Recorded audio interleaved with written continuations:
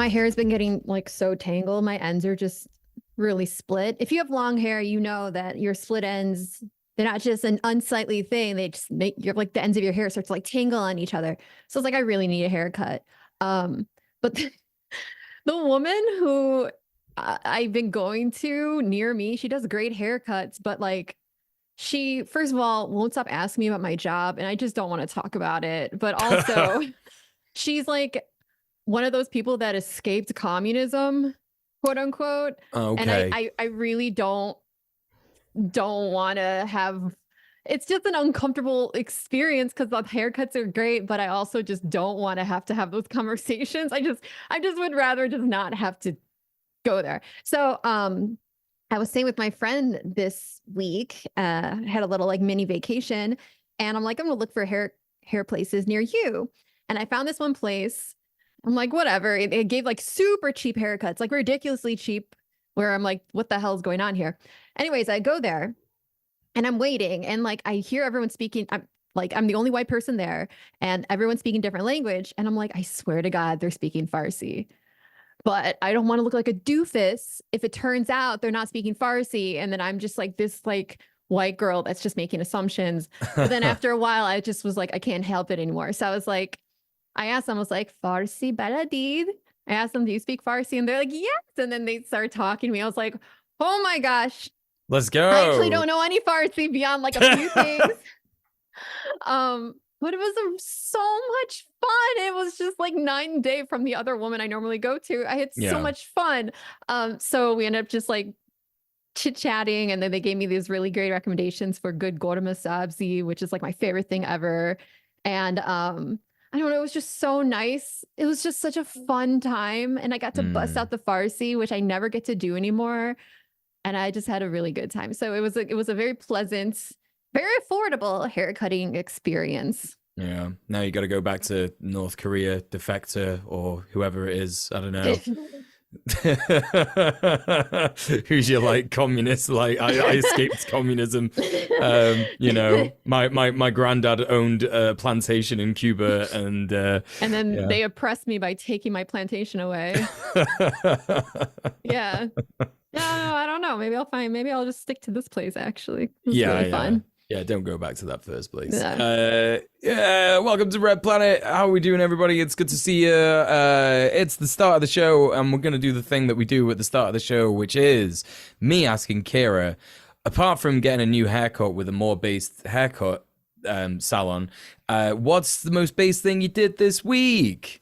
Honestly, I've been trying to take it easy from like submerging myself in news because just my mental health is having a hard time with it. Which, by the way, everyone's mental health should have a hard time with genocide, for the record. Sometimes I see people using this as an excuse to like forego the entire thing, and I just don't think that's appropriate. And I think it's quite a privileged position when you're like, my mental health doesn't enjoy genocide. No one's does, but it's just, it shouldn't, Yeah. right? You should be really upset and really disturbed at what's going on in the world. But it's another thing Right. when it actually starts to like actually create some invasive like your health is actually being affected in a way that you need to stop. And anyway, so I've been taking some little bit of time off from that, and instead I've been like hanging out and away from streaming, and I'm hanging out with my friend, my one friend I have in this city. So I've been having a lot of fun with him, and also been trying to learn some Arabic, which is a little slow going, but like I think shukran means thank you. Yeah, that sounds about right. Yep. And then habibi is, everyone knows habibi. Right. And the hayati is another cutesy one.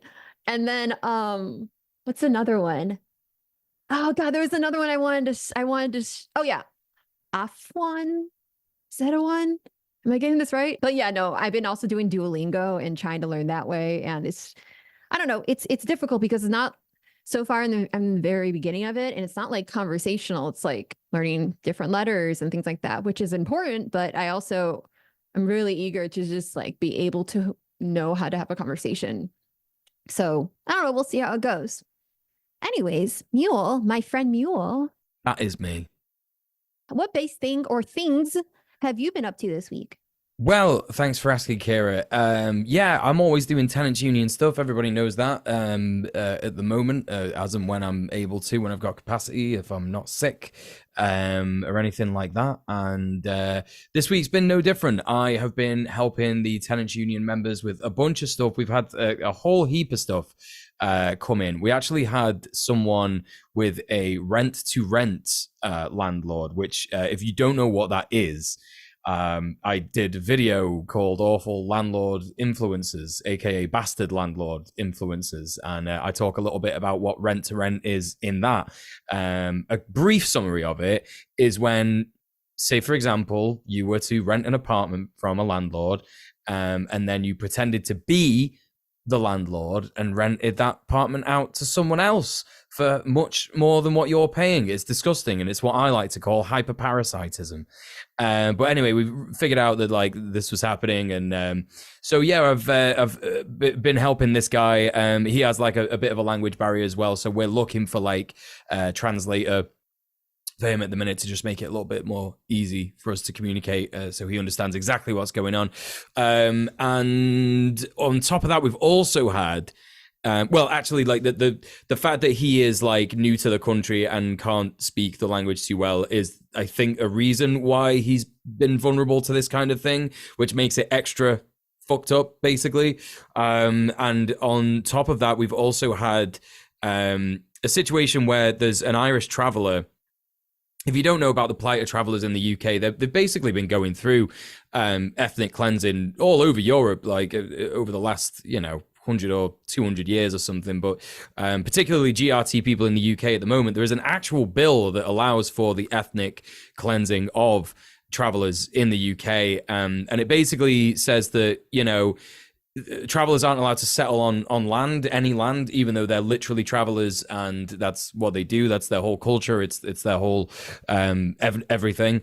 And as a result of that, lots of travelers have been sort of like coerced and forced in some cases to be put in social housing. And what tends to happen in this social housing is because the social housing providers know that they're travelers, they're either Romani or they're Irish travelers, or another kind of traveler. And what will happen is the social housing provider will basically discriminate against them. And it's just absolutely vile. Like, for example, like our member can't, she has difficulty reading and writing, and so they've sent her these like very official looking documents that she like has trouble understanding, and that means that like she's terrified, she thinks she's going to get evicted, all this kind of stuff. The police are already like discriminating against her because like she has a large family and she's a traveler, and it's just been really, really tough to sort of like listen to some of the stuff that she's had to go through. But we are on it, and we have basically like our connection with Greater Manchester Law Centre has basically helped us get her some breathing room from this like supposed eviction that she was going to get. She was supposedly getting evicted because of quote unquote antisocial behaviour. If you don't know about the absurdity around the definition of antisocial behaviour in the UK, it's basically just a way to discriminate against marginalised people. That's what antisocial behaviour orders are, really. And so that was the reason that they were saying that they were going to evict her. It turns out that they didn't even go to the court to actually like do this possession order. So they essentially lied to her and sent her a fraudulent document, just hoping that she would like, shit it and leave, and then they don't have to worry about having a traveler in their house anymore. So it's just really fucked up. So we got that one thing. We've also... Yeah. Can I interrupt you for a moment? That what you're saying about antisocial behavior, it reminds me of what Georgia like just did, which is expand their like state's RICO statute to include basically anything done with a bias against political beliefs, like even like posting unauthorized posting of flyers. Like it's similar. It's all something. Obviously, it's not the same, but like we can see these flavors of like this expansion of like basically a police state, effectively. And like, wouldn't you know, it just happens to crash the hardest down on marginalized people and those advocating for them. Yeah. Yeah, well that's the thing, like they present these laws as a kind of like catch-all. We're going to be using this to make sure that everybody in society is playing ball, and we're going to treat everybody fairly, but absolutely, like, we live in a white supremacist, patriarchal society, so of course marginalized people are targeted way more than anyone who isn't. So that's that. So those are some disputes that I've been helping with this week, and also on top of that, I was helping with the member solidarity meeting that we just had today before the show. It was really, really good. We've got like so many more member solidarity officers, and our South and Central branch just had their annual general meeting where they actually confirmed that 5 more people wanted to join the member solidarity team. So that means we've got like a member solidarity team of like almost 20 people, which is really, really cool because, as I've said, I think on the show before, that like every single person who comes to us with a dispute is a potential member, and even if we don't get their demands, even if we don't win the dispute, because of the solidarity that you extend to them and the way that you support them and empower them, they tend to become an active member anyway, just in general. So it's loads more opportunities to build tenant power. It's loads more opportunities to grow the profile of the union, and I'm very excited about it. But actually, the most base thing that I did this week, that's not even, that stuff is not the most base thing I did this week. The most Why are you base thing making I me did look this so week. bad, Muel? I'm not trying to do that. That's in no way. I used Duolingo this week. That was my, and I got a haircut. Could you please? Anyways, I guess keep going. We're not, we're not in. We're leftists. But let's face it, it's 1v you v me, 1v you. Yeah, I am absolutely destroying Kira in the marketplace of doing stuff. So yeah, but no, the most basic thing I did this week was actually like escort and advocate for like a disabled comrade that needed my help to like do some stuff with. Basically, they've been like made redundant, and they needed someone to like help them go to like the unemployment center and shit like that. In the UK, it's called the job center. But yeah, I would argue that that's like the most base thing I've done this week, because all the other stuff is kind of just normal now. I'm not boasting. I'm not like trying to say I'm amazing and I've done more stuff than Kira. Can I add something? Yeah. Another base thing I did this week was put a cis man on my show in his place. Yeah. Tell him what for. Yeah. Maybe sit down for once. Yeah. Okay. Yeah. It's not all about you. I think I'll stop doing base stuff. I just won't do anything. That would be the most base thing. In my presence, keep base stuff. Yeah, there you go. Women hold up half the sky. Okay, stop taking up so much of the sky. It's true. Yeah, I should just let all women hold all the sky. Actually, I think that's the only way forward here. This is a joke, by the way. I'm being sarcastic, extremely sarcastic. So anyway, we want to know what base things you've been doing. You can message us on Twitter, Instagram, or TikTok, and send an email to base@redplanetshow.com. Include your name and pronouns if you're cool with that, and we may shout it out in a later episode. But we have got some news to go through, and this one is super relevant because this is relating to Palestine Action. It's our guest later on is someone who's been doing stuff, with Palestine Action. And so we're going to talk about this. 5 actionists from Palestine Action have been arrested after the group was infiltrated by Daily Express, quote unquote, journalist, Max Parry. I'm actually just been told it was 6 actionists were arrested, and 5 have been released and 1 has been held as things stand at the moment. But basically, the long and short of it is this. 5 people organising with Direct Action Group Palestine Action have been arrested for allegedly planning to shut down the London Stock Exchange, but I think that number is 6.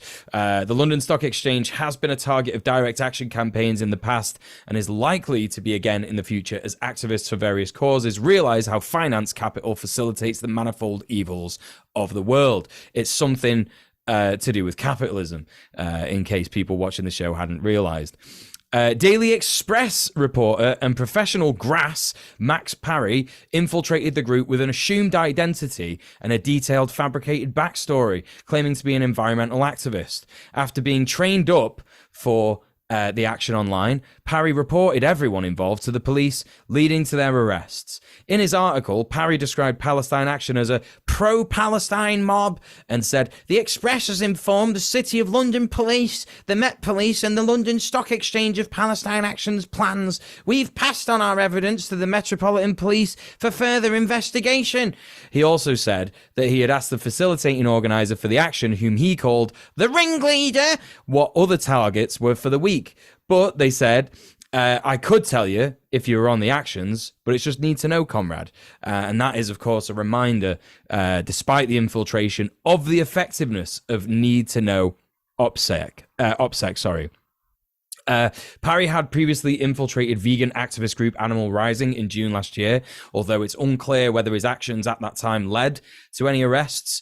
A statement on Palestine Action's website concluded, "As an active direct action movement, which has consistently taken direct action to end British complicity with the colonization of Palestine, we've caused significant disruption to Israel's weapons trade. As a result, the state and other bad faith actors have taken several measures to try and crack down on our growing movement over the past 3 years.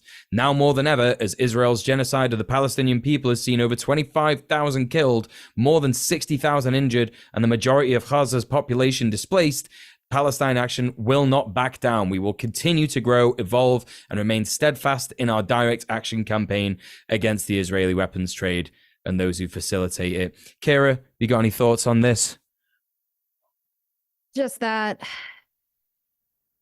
I mean, it's disgusting that people are attacking good people that are actually standing up for some of the most vulnerable people on the planet. Like, we're seeing it's effectively somebody is infiltrating people that are trying to help free slaves in America, or trying to help protect Jewish people that are being persecuted by Nazis. Like, these fuckers are evil. These fuckers are I don't know what else to say, and I hope history will not look kindly on these fuckwads. Well, let's be real. The present doesn't look very kindly on them either. I mean, the majority of people support a ceasefire and an end to the genocide in Palestine. We've had Palestine actionists on the show talk to us about how when they do an action and people are made aware of what's going on in their local area, they do tend to support what's going on. Yep. Even middle class people, even people who just like have no relation to the Middle East whatsoever, just like everyday people are just like, you know what, like this isn't good, it's not on. And now as Israel is losing the social media war, it's losing the propaganda war, more and more people are going to look at this and go like, oh, so basically you were like a schneid little grass and you like thought you were being dead cool, and like, look at me, I've done infiltration. And again, it's questionable as to whether like anything is going to happen to these people who've been arrested. I know that five of them have been released. One of them's being held. It's questionable as to where anything's actually going to be like done regarding this. We've seen multiple judges clear Palestine actionists of things that they've done because they realize that actually international law states that you shouldn't do things like drone strike families for no reason.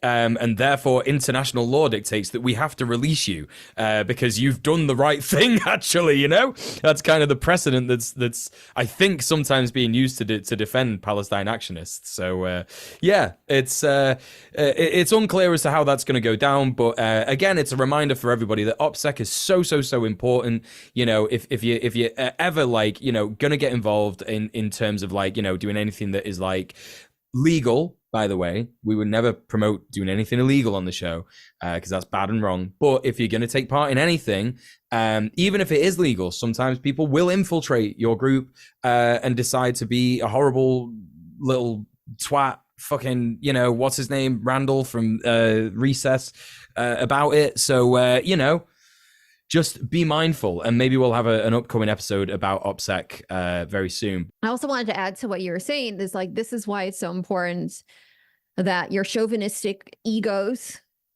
stop when it comes to activism. Like, that guy that punched a Nazi? What was his name? I don't know. Yeah. Exactly. No one knows, because punched a Nazi and then just never talked about it, never bragged about it. and no one ever knows this person's name, and no one's ever, he's basically off scot-free. And while it's awful to punch anyone, including Nazis, and my heart breaks for all of them, Violence is wrong and bad. It's wrong and bad, and we love Joe Biden. Oh God, Friend I of can't the even show. joke about that. I know we say that because like, haha, but like that man. Oh. Anyways, friend of the show, Joe Biden, etc. Violence bad, la da da. But note that no one knows who this person is because shut it down, right? And so if you are going to be part of any of these groups, part of OPSEC is also like thinking of others. It's not, we've talked about this on the show. It's not just about your own security. It's also about the security of your comrades. So it's to be very, very, very vigilant and very careful and very much parking your ego at the door and knowing that this isn't about you and you like, you know, making the papers and you being like a badass, like revolutionary or whatever the hell you think about yourself and your plans on the left. It's about the people who you're advocating for. And it's about protecting your comrades in the process of trying to advocate for people. Yeah, don't be Sean King. Don't be Sean King. That's right. Yeah. But if you are going to be Sean King, you should get banned off of Instagram. Is he still banned? You know what? I've got no idea. All I know is that one of my friends, like, who's not really been paying much attention to this stuff, but knows that I do, sent me like ticket link to his show where he's gonna sit down and speak with someone else, and I was like, and I was, I was looking at this link and I was like, is there any like mention of where this money is going to? I'm gonna buy this ticket and what's just gonna go in like these two like jackoffs fucking pockets so they can like profit off a genocide? No thanks. Gonna miss on that one, Chief. I'll tell you where it's going, Muel. Did you know that Sean King is behind closed doors working on a ceasefire? He told me really? He's doing this all on his own. Sean King is orchestrating a ceasefire. He's working very hard. So all your funds are probably going to, a ceasefire. Secret ceasefire plans. Ceasefire. Yeah. So think about it. Every time you pay for food, selfish, right? Why can't you pay that to Sean King? Because they're the transitive property you are paying for a ceasefire. It's true. It's true. You cannot pay for a ceasefire through Sean King. For the record, please don't do that. Don't say Red Planet says that you should give money to Sean King. Yeah, that would actually kill my soul a little bit more than it's already been killed. Speaking of Palestine, let's get the jokes are over now. Back to serious stuff. Yes. Kira, give us the Palestine update. Sure. So over the last week, lots of things happened in Palestine. Obviously, just like every time we talk about Palestine here, this is not going to be a comprehensive review of everything. The nature of a genocide is effectively a gish galloping of atrocities, which is part of the horror of it. Part of the horror of it is that you cannot keep up with the massive magnitude of all the atrocities. You cannot humanize every single victim. You have to aggregate them into numbers, right? This is part of it. Israel is the reason for this, right? It's awful. So there's so much I can say just about that, but I just want to just put that out there as a blanket statement. And that I'm going to be talking about a few of the things that went down over the past week. So Biden is continuing his airstrikes on Yemen despite not stopping the Houthis. And so this is something where, like, friend of the show, Joe Biden, wow, what a guy, can say the things out loud and not really sometimes even realize that he's saying them. And this is one of those examples where it just goes mask off. The Houthis are continuing their defense of the Red Sea against Israeli cargo ships. And instead of listening to their demands, which is a ceasefire to stop the killing in Gaza, and then they'll stop the, targeting Israeli ships that are going through the Red Sea, Biden is just continuing to target Yemenis on Yemeni soil, and he's calling them targeting quote unquote Houthi targets. So when asked about this, U.S. President Joe Biden responded to whether or not he was going to stop the airstrikes or whether the airstrikes are working. He said, are they stopping the Houthis? No. Are they going to continue? Yes. This went viral. So for good reason, because it's one of those moments where all of the lip service that the Democratic Party pays towards pretending that, Oh, it pains us. It breaks our heart that we have to be horrible. But you have to understand our horribleness is because of freedom. We're trying to promote freedom. We're trying to help innocent Ulus and whatever type of sympathetic story they try to paint in order to justify their American hegemony, right? This is just Maskov saying the reality of it. It's not actually going to stop the Houthis, right? They haven't actually done anything to prevent the Houthis from continuing their very understandable resistance against genocide, by maintaining like their sovereignty as a country that has waters that they are, responsible for, and preventing Israeli ships, cargo ships, from going through the Red Sea and distributing products to Israel, which, like, it just shows you that whenever liberals, right wingers, whatever the hell you want to call them, are trying to hem and haw over, like, listen, I'm all for what you're for. However, I'm not for these violent methods you're using. When you see the Houthis actually not kill a single person, not harm a single person, but instead just prevent cargo ships, just turning cargo ships around, just getting on the cargo ship and turn them around and force them to go the long way, that in and of itself justifies murder in the eyes of America. It's literally wild. It's just so very obvious. Like, I think I said this on my stream this week. You could quite clearly see, like, the white West, like the white imperial core, just straight up doing racism. Like, not even just like people in charge, not even just like people in government, but like liberals who are there saying, like, oh, I know what's going on in Gaza is really bad, but we can't be supporting the Houthis because they're terrible and they all want to like kill women and everything and Islamic State and blah, blah, blah, this, that, and the other. And it's like, oh, Christ, like, we're just not learning anything. Do you know what I mean? Like, none of these people are learning anything. It's the same arguments they used against, like, for supporting Israel's ethnic cleansing of Gaza. Do you know what I mean? It's like, oh, well, some of those people in Gaza are really bad. They'd kill you for being gay. And it's like, okay, so now we're just doing this again, but for Houthis, right? We're just doing this, for a different country that just so happens to be populated with people who aren't white. Okay, yeah, cool. We're just not learning anything. Also, like, it's very explicitly, the Biden administration is not targeting Houthis. Like, according to them, they are targeting Houthis because the Houthis are targeting Israeli cargo ships. There is no, like, we're targeting them for all of these historical reasons that magically have become very relevant in the middle of a genocide, which would be very suspicious. They're not even trying to pretend this. And yet, if you look on social media, liberals who are not being, I know that there is astroturfing out there, right? But there are so many people that are not being paid by the Democratic Party that are coming up with these fucking reasons to justify the murder, the targeting of more Arabs. Like, it's really revolting to see how much your fellow prole really will just lick the boot. And it's revolting, and the new and exciting ways they come up with to all, like, conglomerate around it's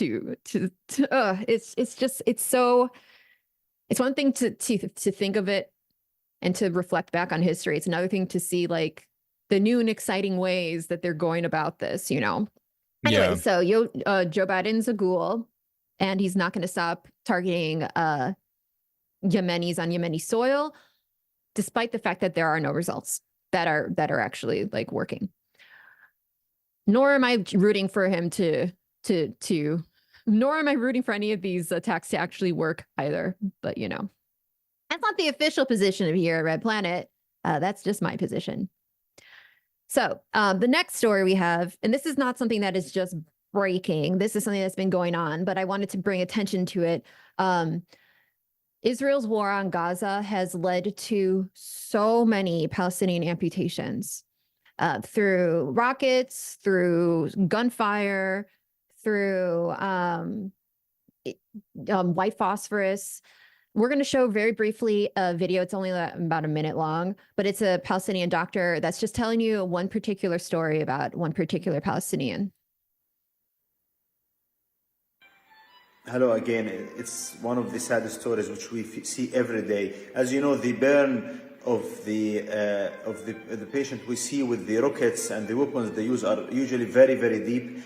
I had a 20-year-old patient with bilateral lower limbs, deep burn of both feet and legs, which got badly infected. He was in another hospital and he arrived here 2 days ago. I tried to debride and clean the wounds. It was really deep down to the bone and part of the bone was dead. Unfortunately, we had discussions between me and my orthopedic colleagues and even the visiting orthopedic teams, and unfortunately the plan was for bilateral below knee amputation, which left this poor young man with almost this disability and the challenges of wearing prosthesis for lifelong after this thing.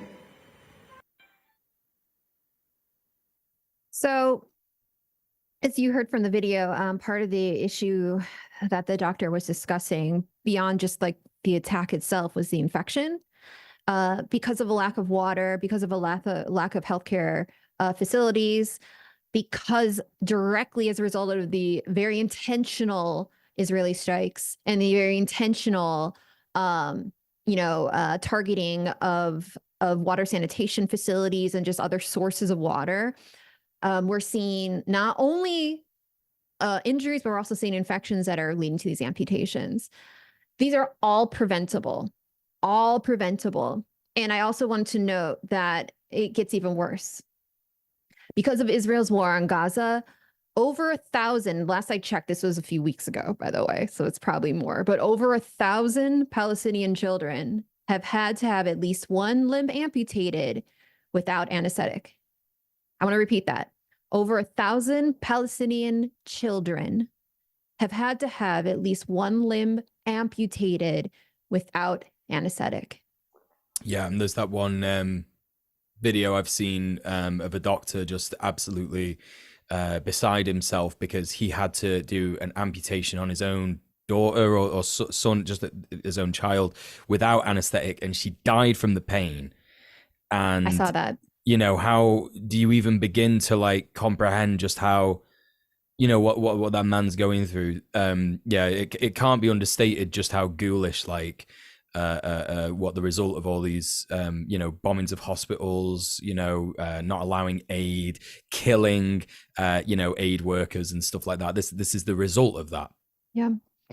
And like I was saying before, one of the horrible parts about all of this is that we have to aggregate these individual events that each has a story. Each of these people are individuals. Each of them has family. Each of them has interests. Each of them are human. They're all unique people. They all have a very, very, very strong desire to live. And we have to crush all of that into a number. And that's part of the dehumanization that Israel's forced us to participate in. Because quite literally, we just can't, how it's too many atrocities too fast, Next story is Israel's military is continuing their razing of Gaza. So it's not just them killing Palestinians. They're also flattening Gaza, and they're also demolishing the existing wildlife and farms that Gazans have been nurturing and have been growing. Israel's military has now uprooted 70% of Gaza's trees and have bulldozed thousands of dunams of agricultural land.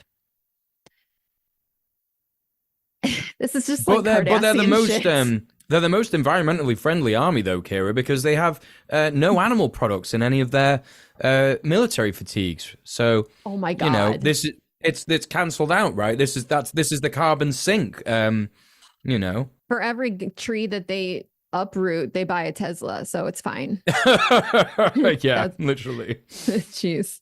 All right. So the next story, Gazans are suffering from famine now, and they're taking desperate measures in order to try to alleviate this. By the way, the famine is an artificial famine. It's not because of a lack of food. It's because of Israel's forcibly starving the Gazan population. preventing fruit from entering, inspecting the trucks that do manage to enter. They inspect and reject most of the trucks and most of what's in the trucks, or they light the contents on fire.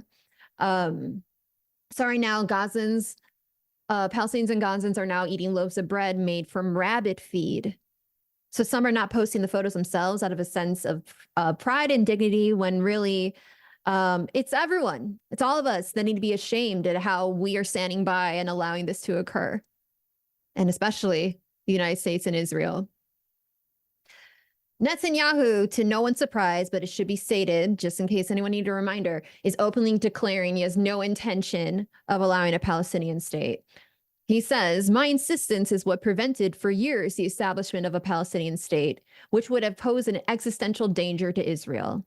As long as I am a prime minister, I will continue to firmly stand by it. Now, here at Red Planet, I'm just going to say it, speak for everyone. We don't have any faith in a two-state solution. A two-state solution is a normalization of Israel. A two-state solution is not land back for Palestinians. It prevents Palestinians, who many of them who still have their keys to their house, from entering their homes. It also maintains a continual military, oppressive imperial presence in the Middle East, which is the point of Israel. There's many reasons. All the reasons you don't like Israel is all the reasons why a two-state solution is not a solution, actually. And when people talk to me about a two-state solution, I always just point to the existing reality in Palestine and be like, this is your two-state solution. This is what it looks like. You cannot just share a world with a fascist side by side. That's just a math equation that doesn't math. It doesn't work, because the fascists, if allowed to exist, will necessarily consume everyone around them. That's just the nature of fascism. So it's if anyone had thought a two-state solution would be a solution of any sort, just one, please, think that maybe the abolition of Israel might actually be the answer here. Maybe the abolition of the apartheid genocidal settler colonial project, which is inherently, by the way, genocidal, would be a better solution. But also note that Netanyahu has no aspirations for a two-state solution. He says so himself, and also the Likud party has also said so. Yeah, I mean, South Africa didn't get their liberation from a two-state solution. They just fucked off the fascists, Mm-hmm. The last story I want to talk about, and this is going to be talking about a larger kind of horrific trend with the United States, is how just recently a U.S. citizen was killed in the West Bank. Tawfiq Hafez Tawfiq Ajak, who's 17. So a boy, as U.S. citizen, was killed yesterday as an Israeli settler and Israeli forces opened fire on his car in the occupied West Bank. And remember, and just note that I just said Israeli settlers and Israeli forces. A lot of people like to say that the government is not its people, and you can't blame the Israeli people for the actions of the government. But just know that the Israeli settlers are very much participating in the genocide of Palestinians, including in the West Bank. And we should not neglect that fact. They're what are they called? Stochastic terrorists. They're stochastic terrorists. They hear the rhetoric, the radicalization of not just the government, but also the far right bigots and extremists that they're all part of. They're all part of organizations that are far right extremist settler organizations.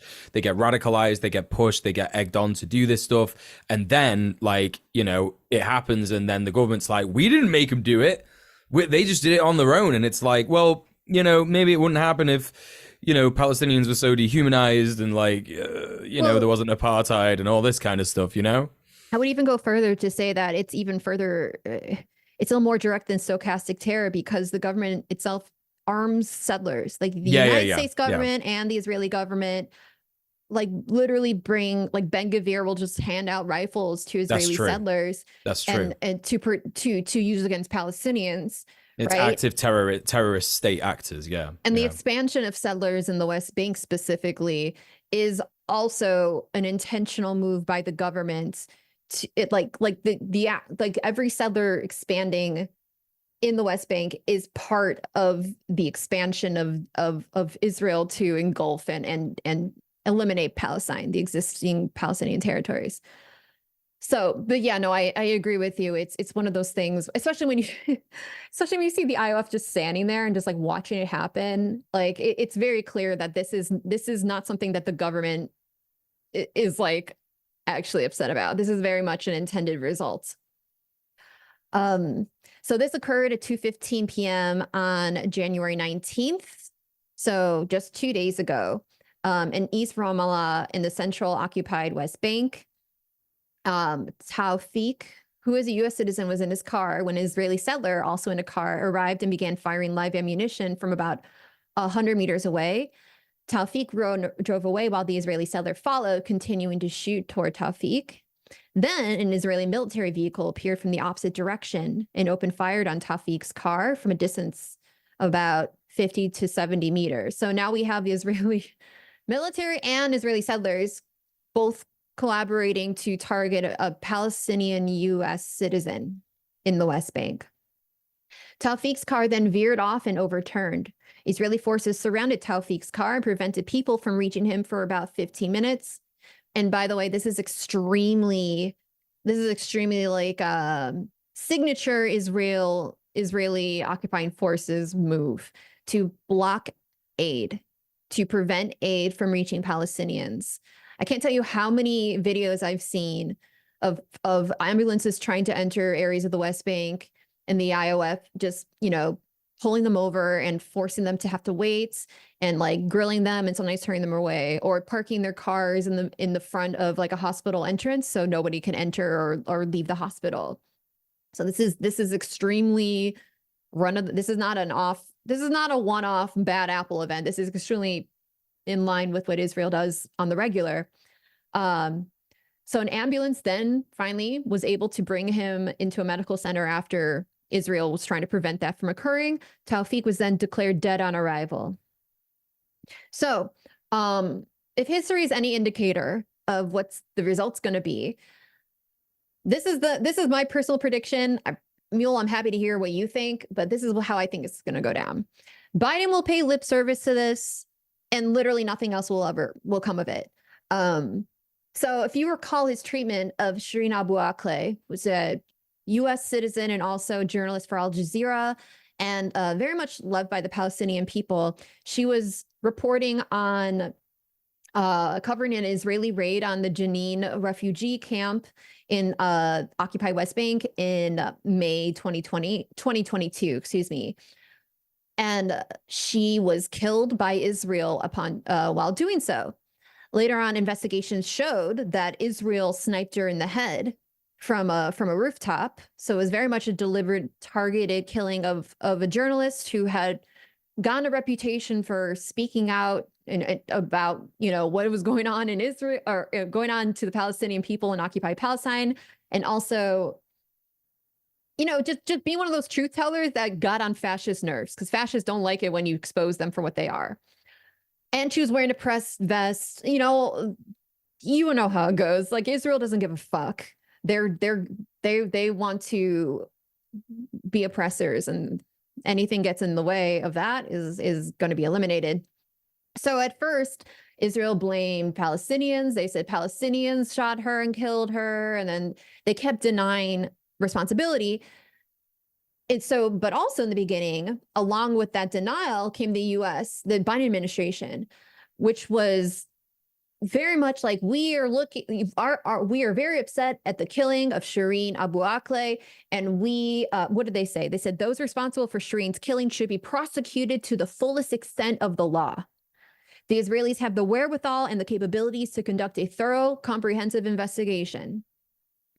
Now, that was when she was killed in May 2022. Now, the Biden administration, upon more and more facts being revealed about how actually this was definitely Israel, in case you had any doubts, and we have complete and thorough evidence proving this, that rhetoric was chipped away until say May 2023, so about a year later.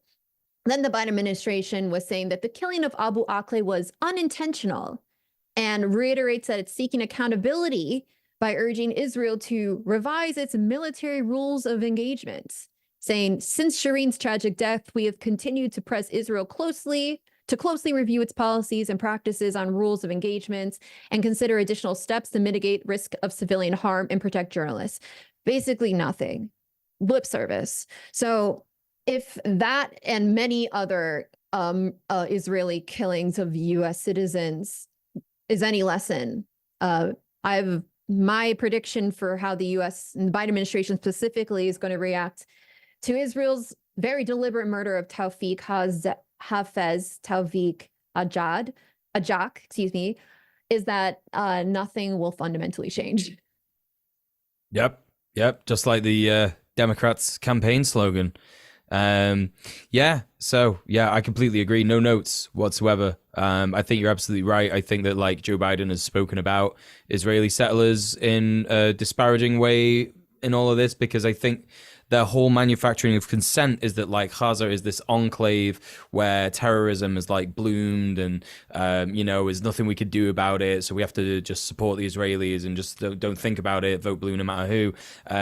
Yeah, I mean it's arguable he may not even mention it at all, but I do think that like if he's pressed, maybe he would say something to the tune of what you said he would say. Yeah, I agree.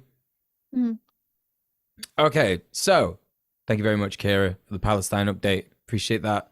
I'm going to fly through this story because it's annoying, and it's annoying because I can't believe it took this long to happen. But in Germany, tens of thousands across Germany have been protesting calling for a ban on far-right parties after the AfD reportedly plans mass deportation schemes. The AfD is the far-right Alternative für Deutschland party, and they met with neo-Nazis and other extremists in a hotel on November 25th in Potsdam to discuss plans to deport all migrants, refugees, asylum seekers, and Germans of foreign origin.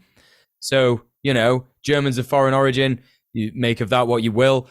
Basically anyone who's not white, essentially, basically anyone who's not Aryan. I got more to say about this, but I'm going to go through the story just to make sure everyone's got the facts.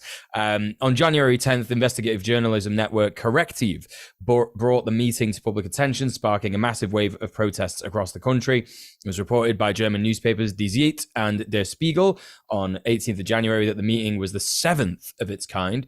The tens of thousands of Germans protested across the country carried signs saying never again means now, and you have to do anti-fascism yourself. And a repeated call of the protest was to ban far-right parties like AfD from running in Germany. The AfD was founded in February 2013. In 2017, Bjorn Hoek, one of the party's founders, gave a speech where he referred to the memorial to the murdered Jews of Europe by saying, "We Germans are the only people in the world who have planted a memorial of shame in the heart of their capital." Interesting statement there. This week also saw a report by the BBC on the ways that the far right in Germany is seeking to co-opt farmers' union protests to gain political power. The farmers' union have condemned the far right and the AfD, but the far right continue to attempt to claim allegiance with the farmers as part of a climate denial narrative.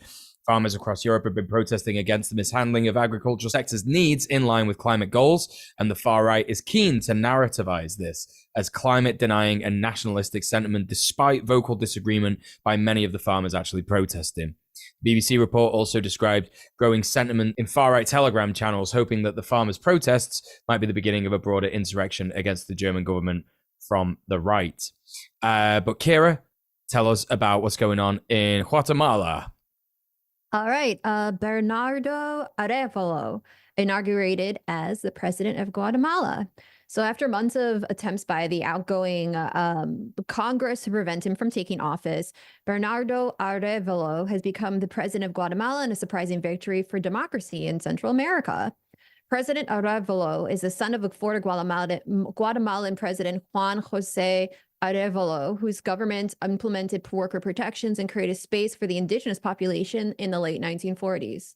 Following the 1954 CIA-backed coup of Arbenz, Juan fled to Uruguay to live in exile, where Bernardo was born. Bernardo will later return to Guatemala to help found the Seed movement, with whom he was elected to the Congress in 2019. Arevalo's campaign faced considerable resistance from the country's conservative establishment, including an attempt by the attorney general to disqualify him from allegedly falsifying signatures. It sounds like a familiar story. The Congress continued to attempt to delay seating the new president well into the night of the scheduled inauguration, eventually giving in to hundreds of protesters by Arevalo's supporters. While the seating of Arevalo does represent some hope in resisting the slide into authoritarianism seen throughout the region, it does seem unlikely he will be able to accomplish much during his term. The Seed Movement Party, of which he's the leader, has very little support in Guatemala's right-wing dominated Congress. He is also expected to continue to face challenges from Maria Porras, the Attorney General, which attempted to disqualify him, who so far has declined to resign from her position, which she was elected to hold until 2026. Now, how about we end our news segments with one more story from our friend Muel, and tell me what's going on in Myanmar. In Myanmar, despite efforts by China to negotiate a ceasefire, the Arakan army rebels have seized the town of Paletwa. Now, totally 42 urban centers are under rebel control. The Arakan army, an armed rebel group which formed in opposition to the military junta known as the Tatmadaw during the Rohingya genocide, has seized control of Paletwa, a town in western Myanmar. This marks the 42nd urban center now liberated from the Tatmadaw, up from only about a dozen 3 months ago. Last month, after fighting in Lokai in the Kokang self-administered zone in eastern Myanmar led to a stray shell crossing the Chinese border, Beijing mediated ceasefire negotiations in Myanmar, although similar ceasefire agreements have fallen apart in the past. Mao Ning, spokesperson for the Chinese Foreign Ministry, said last week that both sides pledged not to compromise the safety of Chinese border residents and Chinese personnel in Myanmar. Maintaining the momentum of ceasefire and peace talks in northern Myanmar is in line with the interests of all parties in Myanmar and also helps to maintain peace and stability at the border. Despite the ceasefire, the Arakan army and their fellow rebel groups continue to seize territory from the Tatmadaw. Paletwa is reported to be strategically significant as it sits on a major trade route. So we will keep you updated as to the rebellion in Myanmar. It's incredibly interesting, incredibly based in a lot of ways. So yeah, stay tuned to Red Planet for updates on that. Speaking of Red Planet, don't forget, we are a show, and this show is funded by our wonderful supporters on Patreon. We want to remind everyone that Red Planet is made possible by the direct support of our viewers. Go to patreon.com/red_planet to support us there. There are many options which we will be going through later on at the end of the show. But for now, it is time for us to introduce our guest.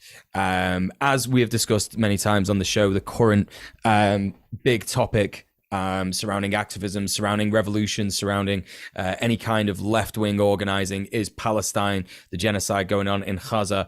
And there are many, many actionists who are taking part in direct action. We've reported on a bunch of them on the show, doing things such as stopping weapon trade ships from, getting up the Red Sea, stopping them from leaving port in places in America, and a lot of places in the UK have actually been witnessing actions from members of Palestine Action. We have indeed spoken to Huda Amori on the show before. I think it was one of the first ever shows that we did. And today we're going to be speaking to Drew, who helped shut down Fischer German, a corporate landlord's support of Elbit Systems.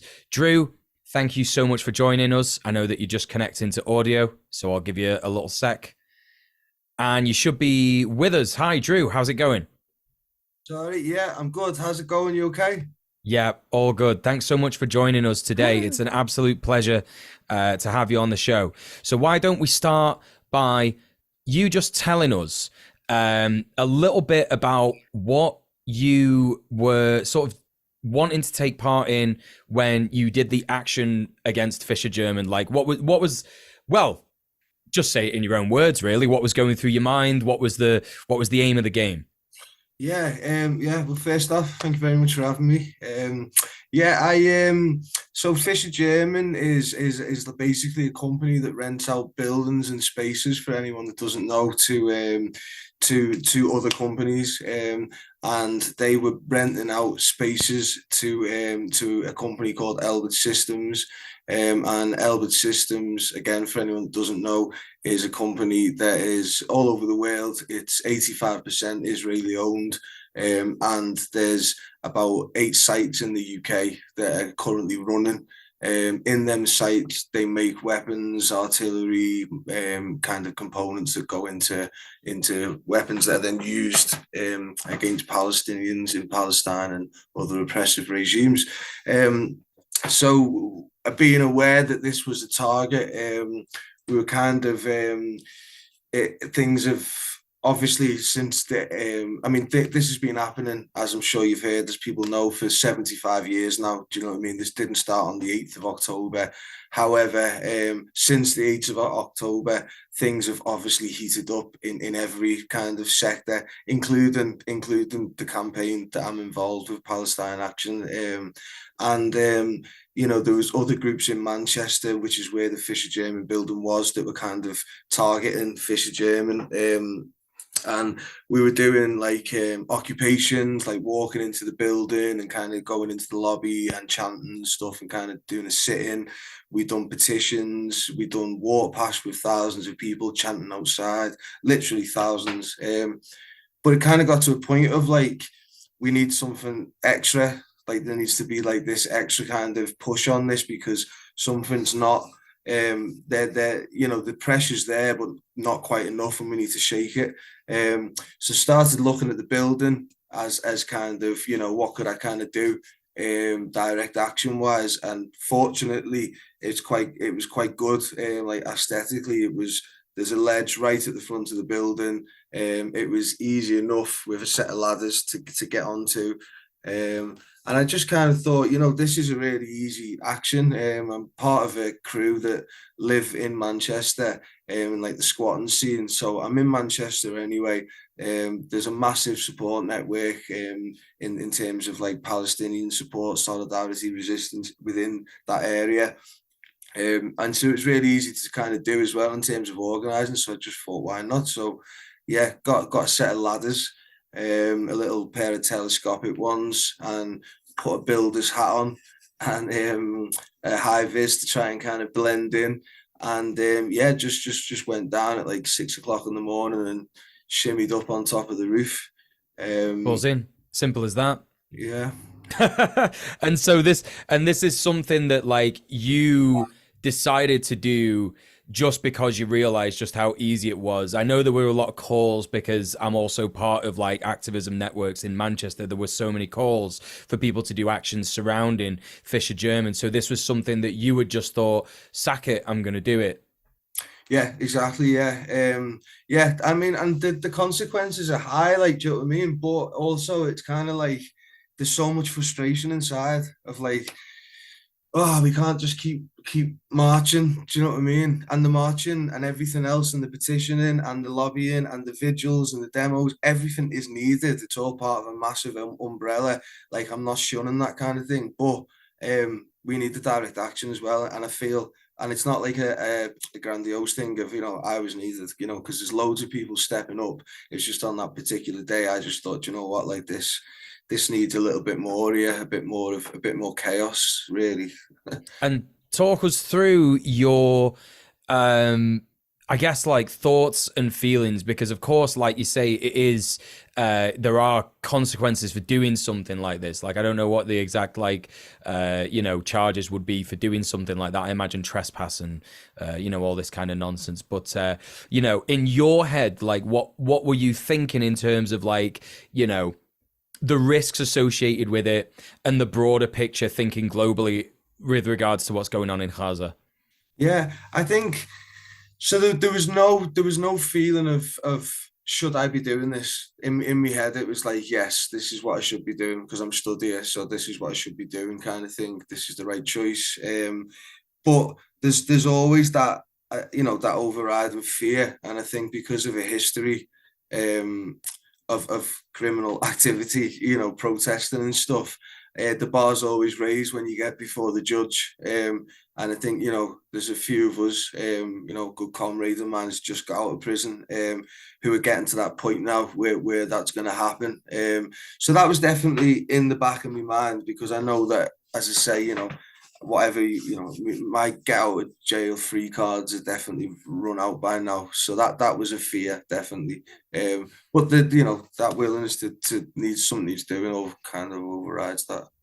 Yeah, it's definitely a case of, at this point, well, imagine if you was in Gaza, imagine if you were there, and what they're going through compared to like even like a spell in prison. A spell in pen would suck for sure, it would be crap, but comparatively, based on the effect that you might have from doing something like this, I can see why actually, broadly speaking, it was something a risk you were prepared to take. So just sort of like give us a bit of a history of your Palestine Action support, and what kind of like got you into wanting to do stuff for Palestine Action particularly, because we've spoken to Huda Amori on the show 2 years ago. It was kind of one of our first ever episodes, definitely our first one about Palestine.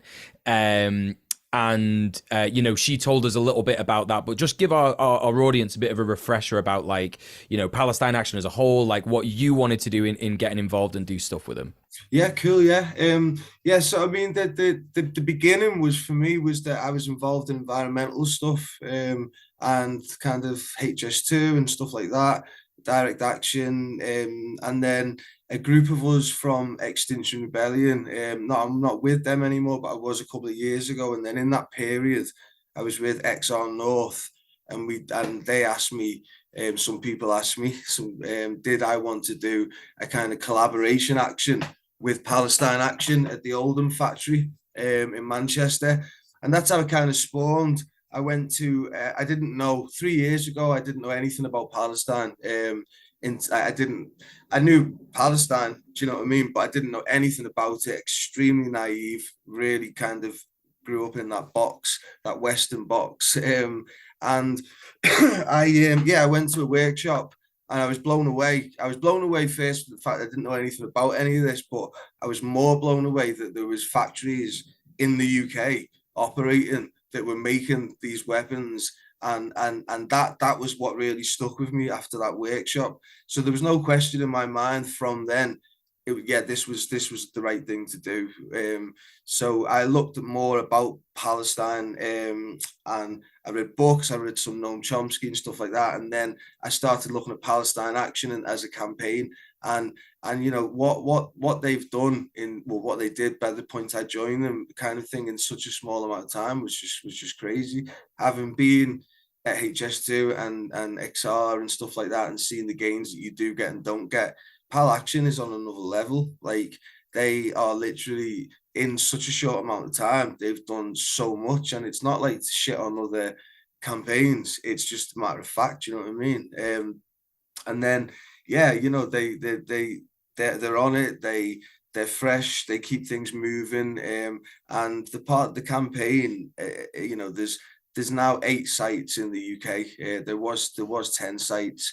We shut Oldham down over a series of actions. We shut the headquarters down.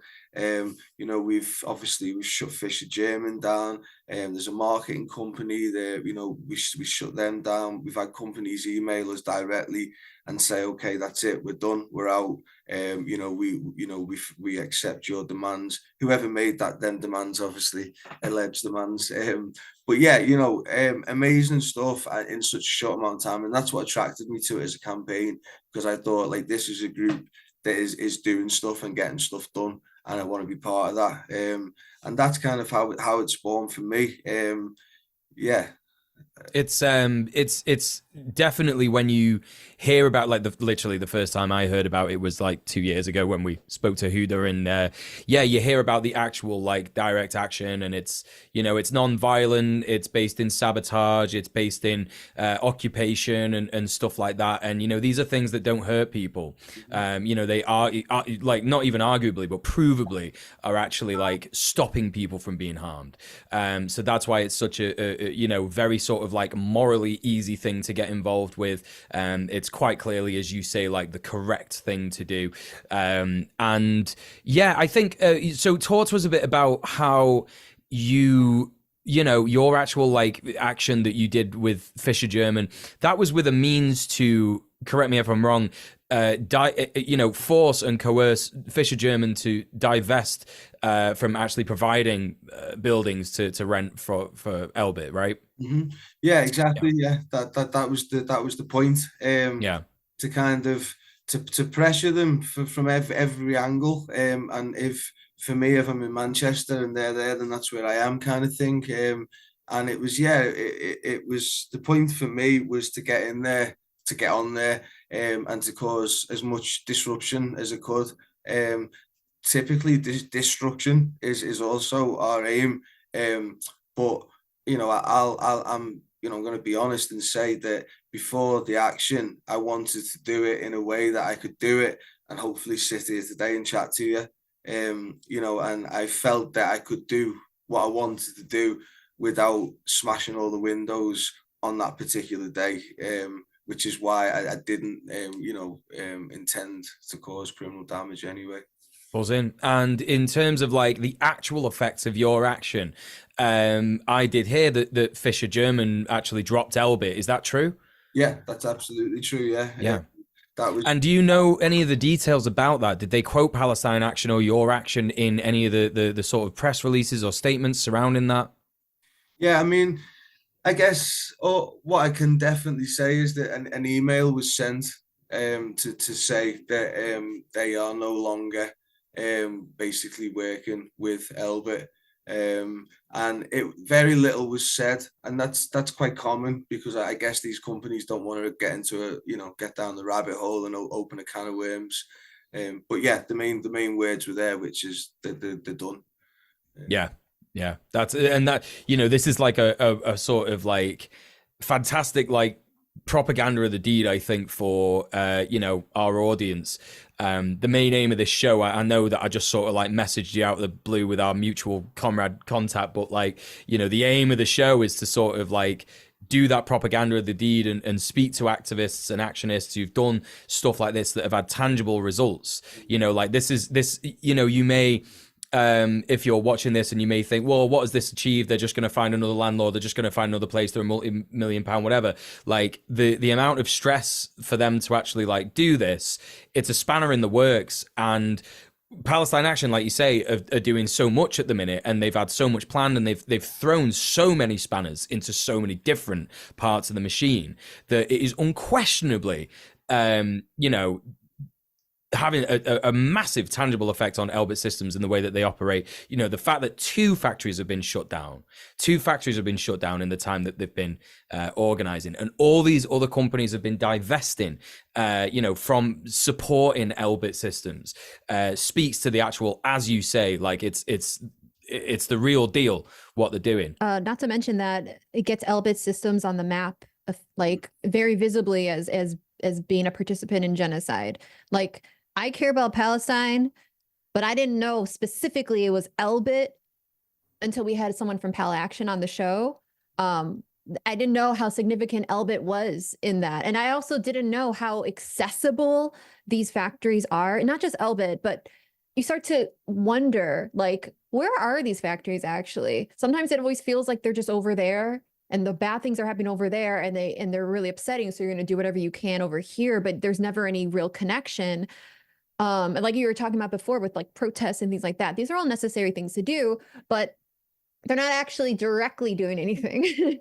So to know that there is a direct connection that we can actually like reach out and touch the actual building in your neighborhood that is creating the weapons that are massacring children. And this is the name of that building. This is the name of the company. And this is what you can do about it.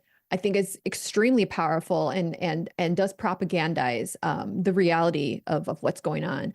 And to more to that, I was wondering if of course, if you're comfortable, for those of us who are not as familiar with what Palestine Action is, could you give us a little bit of a description as to what kind of direct actions are being taken? Because you talked about before about like breaking windows and things like that, and how you didn't want to get involved in that.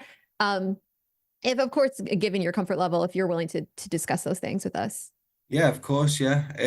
So yeah, I mean, Pal Action is a direct action, a campaign. I never really know what to call it, but you could say campaign, group organization, if you like. And our as someone who's in Palestine Action, our kind of main aim is to target Elbit systems, and to get them out of the UK. But having said that, we've recently seen Pal Action groups pop up now across the world, which is mad. So we're seeing like France, Canada, America, Italy, all these other countries now popping up and starting to form their own Palestine Action groups and target Elbit systems in their country as well, which is like huge. But yeah, I mean, as Palestine Action, what we do is we target the weapons companies. And when I say target, we go in hard. We break the windows. We smash up equipment. We smash up vehicles. We pour paint. We fill fire extinguishers with red paint and gas them. And then we blast them all over the windows, smash windows and throw flares through. I mean, obviously, I'm not inciting anyone to go and do that stuff, because that would be silly. No, these are bad things. We're telling you what not to do. Yeah, but I always find that public domain, I can speak about what's on the Instagram page. Do you know what I mean? And tell you kind of that kind of stuff. And we're open. We don't hide behind masks. We don't kind of hide who we are. We stand up proud and we say why we're there, and we don't ask if we can go. We just go.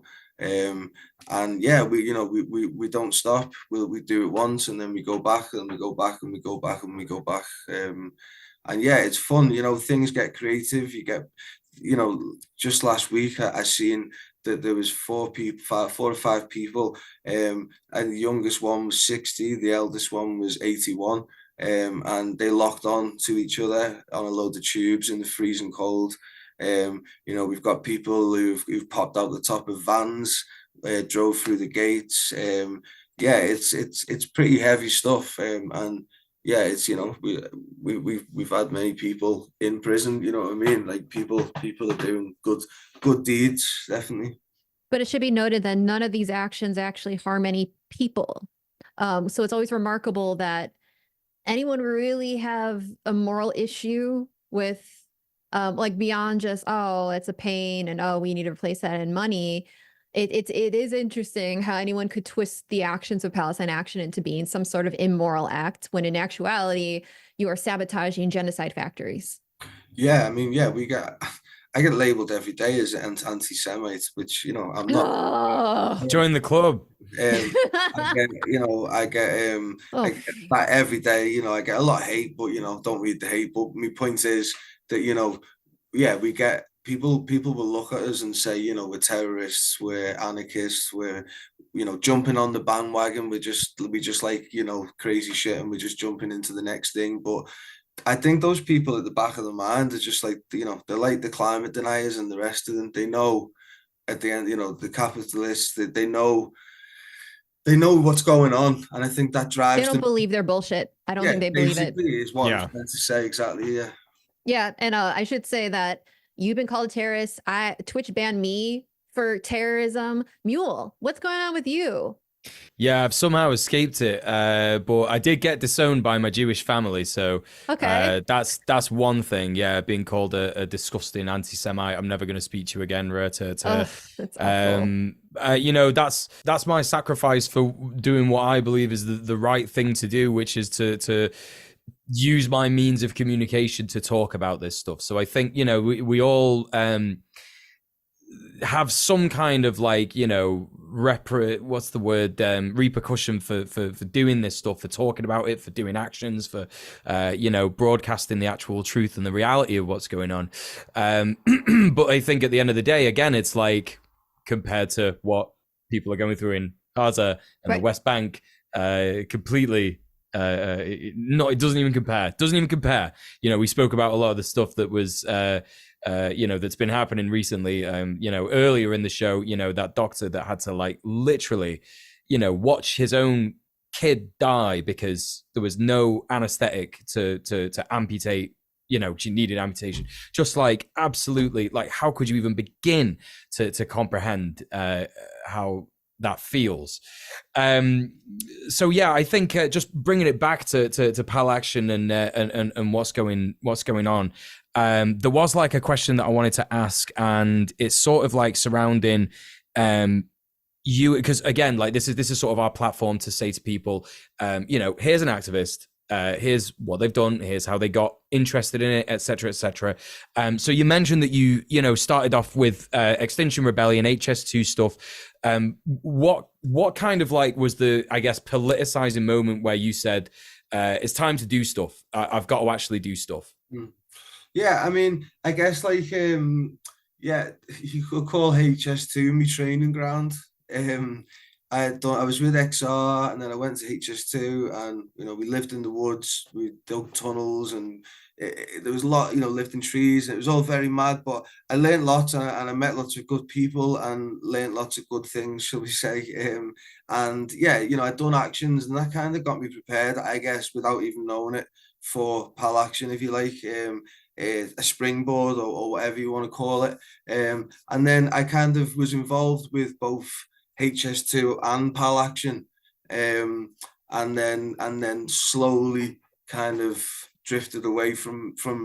I mean, my heart is still with the campaign, and I'm very much, you know, an environmentalist. You know, I'm devastatingly concerned about the future of our climate, but this just took over, but not, I took over it. It wasn't like a negative thing. It's just something I find that if I'm on something, I give it me all, and I find that it just kind of naturally progressed that I went over to Pal Action. Do you know what I mean?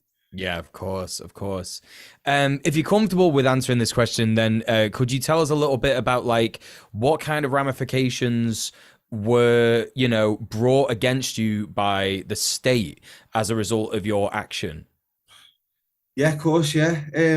I mean, like I've been arrested, like, I don't know, a couple of handfuls of time in the last couple of years. And it's the stuff that I've been arrested. I mean, say, I was thinking about this earlier, you know, saying like a 2-decade period, I was, you know, arrested for quite a bit of things, you know, and you know, protesting stuff, XR stuff, HS2 stuff. And part of me, although I hate the state and the law and capitalism, I think, well, yeah, you know, I did do it, and I knew I was going to get nicked. But the amount of times that the difference in the state now being in Pal Action and being pro-Palestinian, you know, is so different. You know, I've been arrested like a few times now. I'm currently suing Staffordshire Police, the superintendent, because they've arrested me. I've been arrested for conspiring to commit criminal damage. And that's basically, they can say that to anyone. They could say the three of us. If someone now said, right, that those three were having a meeting about doing ABC, you know, then the police just go, right, we're going to nick you for conspiracy, and that then gives them the license to give you bail conditions, to take your laptop, take your phone, and it's like seek and destroy kind of tactics, you know. Yeah, it's quite clearly a, you know, demonstration of state power, just basically like going to support the you know, the oppressed people of Gaza, like anyone in the imperial periphery, really, any kind of like, you know, oppressed people out there. And then all of a sudden you are just like the worst in the eyes of the state, and it comes down on you like in such a different way, like you say. You know, I imagine that the reason that like maybe doing stuff with Extinction Rebellion and HS2 was like less punitive was because it's like, oh, these are just hippies in the woods, these are just hippies in the street, that, you know, it's whatever, like yeah, the climate change, like even cops, like despite how disgusting and awful cops are just as an institution, know that the world's ending. Like, you know, there's probably some climate denier cops, I'm not fucking denying that whatsoever, but like, you know, broadly speaking, they probably have a little bit more empathy for you. But when it comes to you know, actually like supporting someone, supporting a group of people who are like not just like being genocided right now, but historically oppressed. And the manufacturing of consent machine, you know, as you mentioned, Chomsky, is so overwhelmingly in favor of Israel. Then of course it's going to be like you're the worst person ever. Like I can't believe, like look at this actual terrorist, like, you know, sitting on top of a roof. Can you believe it? Like the most violent acts of sabotage in the history of humanity. You know, it's a bit of a joke. I think the thing is as well, you know, to support. I don't believe this, but you know, this is the way it's viewed at the moment. Is to support Palestine, you have to question the state. I don't think you can really support Palestine and not question the state and Yeah. hang on a sec, what's going on here? Why is this happening? Why has this happened? What happened? And I think that's the you know the reason that the state is so against kind of that support for Palestine is that I think they're frightened. And that's why I see like freedom of Palestine, free Palestine is like a free humanity. Like it is so central to everyone's fight. It is so representative of everyone's fight. You know, they're the just you. It's one of the things that I've seen even more these days is this sharpening of contradictions of like what people are telling you or what the system keeps telling you the system is, what the system tells you the system represents is fighting for, and then you see what it actually is and what it actually fights for, and who it actually protects, and that those sharpening of contradictions is so profound when it comes to Palestine. And so a free Palestine is freedom for all of us, really. Yeah, and I think it's such an interesting situation where, like, you know, Israel is clearly losing the propaganda war. And we've spoken about this. We literally spoke about this stuff an hour ago, but it bears repeating anyway. I think it bears repeating until we're sick of repeating it. But they are losing the propaganda war to the point where, like, you know, even a lot of conservatives are just like, maybe there should be a ceasefire. You know, like maybe there should be a ceasefire. I don't know any other details, but they should stop killing people. And so it's like you have this like amazing bizarre reality where 71% of people, I think it is in the UK, you know, want a ceasefire. That's like an overwhelming majority. Like forget Brexit with its like minute you know, voter margin or whatever. This is like the entire majority of the UK, the entire majority of the US, like pretty much everybody in Europe. You know, they want a ceasefire. They see what's going on. It's so clear what's happening in with the propaganda coming from Israel, because, you know, they've become unhinged. They've become, this is what they've always wanted. They've wanted an excuse to just completely obliterate Gaza and the West Bank. That's, you know, that's just the beginning of their plan. You know, you think about like the broader map of Israel that Netanyahu showed the UN, where he's like, yeah, we want greater Israel. We want like all of Jordan. We want this bit of Egypt. We want this bit of Sudan. We want Syria, we want fucking Lebanon, you know, all this stuff. And now it's got to the point where everybody knows this shit. Like pretty much everybody is like, yeah, these guys are not the good guys. Even my boomer mom is like, yeah. Like, I think, you know, talking about like, you know, my Jewish family, like, you know, disowning me, like it was my stepsister, my stepbrother, and my younger stepbrother, but my stepdad, you know, he wasn't even like that arsed, because he knows how politicized I am about this stuff. Yeah. And he wasn't about to bring it up because he knows it's a waste of time. So even he's an unapologetic Zionist, you know, to the point where it's like any kind of conversation with him would just lead to me getting irate and leaving the room. But it kind of like says just how broad people are understanding this. And, you know, the state is doing absolutely everything it can to stop any kind of I guess support for Palestine, actions that support Palestine, direct actions that are, you know, having a tangible effect on what's going on there. So, you know, in terms of like, and again, if you're comfortable with telling us this, Drew, you know, what is the legal sort of like path looking like for you at the minute? Like, is there charges against you? Have these charges been dropped? What's happening? I mean, if I'm honest, I'm going to prison.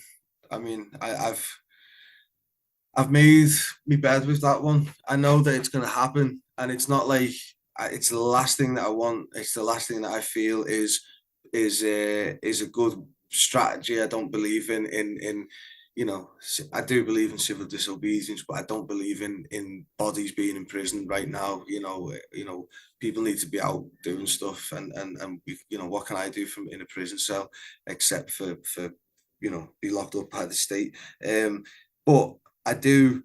I've also had to come. You know, I've been told by my solicitor that it's very likely, you know, that I could get a custodial sentence for the Oldham action because of the previous stuff, again from like HS2XR arrest there and stuff. And then just after this action, I was arrested. Obviously at you know, at the scene, once I got down from the roof, I was nicked, taken to the station, and then told that I was being remanded, which was quite a shock because I've been arrested a lot and that's never happened before.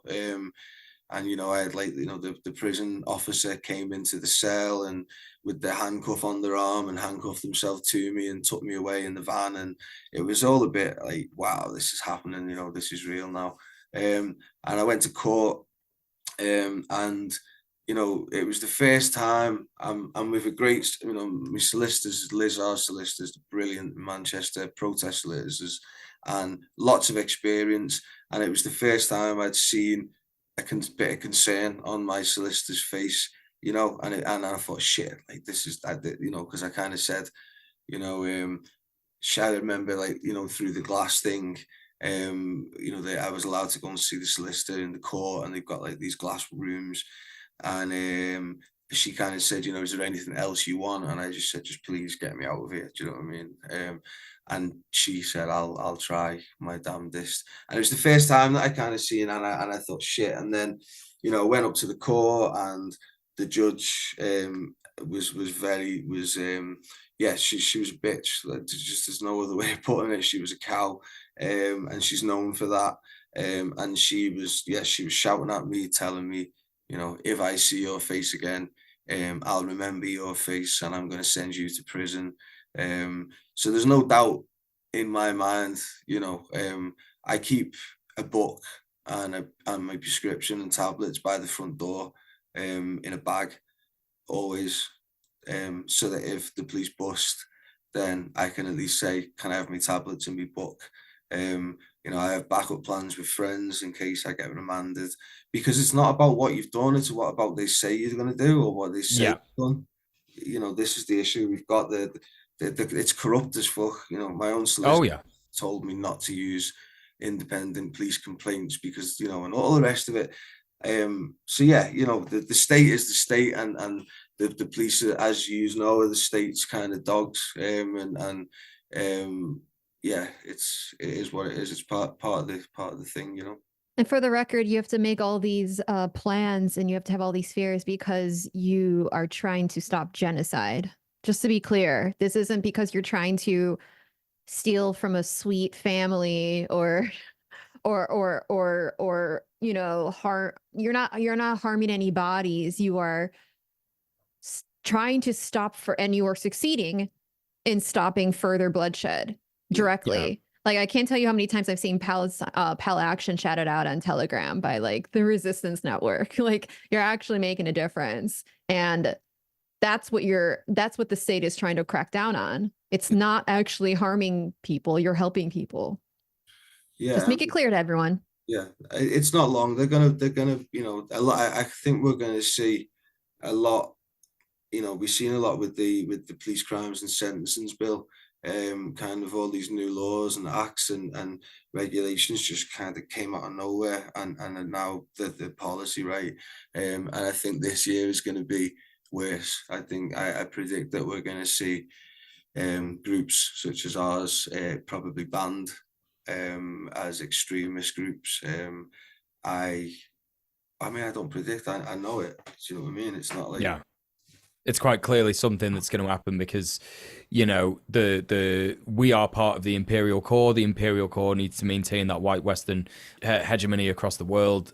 You know, Palestine and the genocide of Palestinians is part of that. You know, and I think this again highlights to our audience, you know, the need for prison abolition, the need to support prisoners, because you know, it's never actually you know, rapists, pedophiles, murderers who are put in prison. It's 90% like you know, working class people, political actionists, political activists. You know, it's a way to institutionalize people to keep this sort of farce of a prison system going. You know, prison exists as a threat to the working class to stay in line.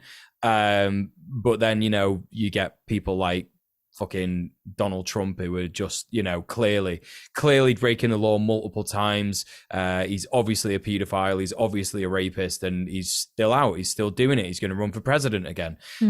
So, you know, again, chat, like, you know, we're literally talking to someone who is, you know, potentially a victim of that kind of state repression against you know, people who stand up and say, actually, I'd like things to be less violent.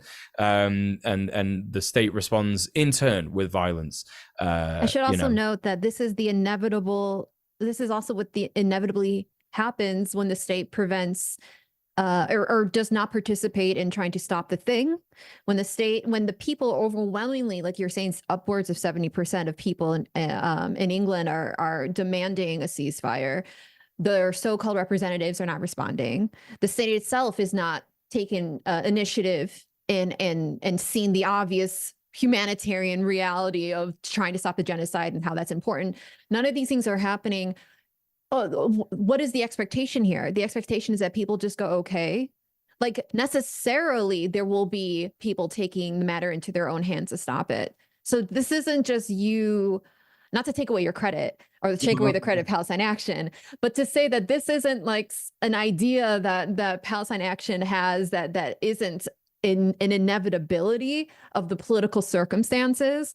And the state knows this. The state knows when you create no opportunity for people to go within the system to stop a thing from occurring, which I think everyone can agree that's the preferred method. Like, I don't think you're trying to put yourself at risk here. You would rather not put yourself at risk.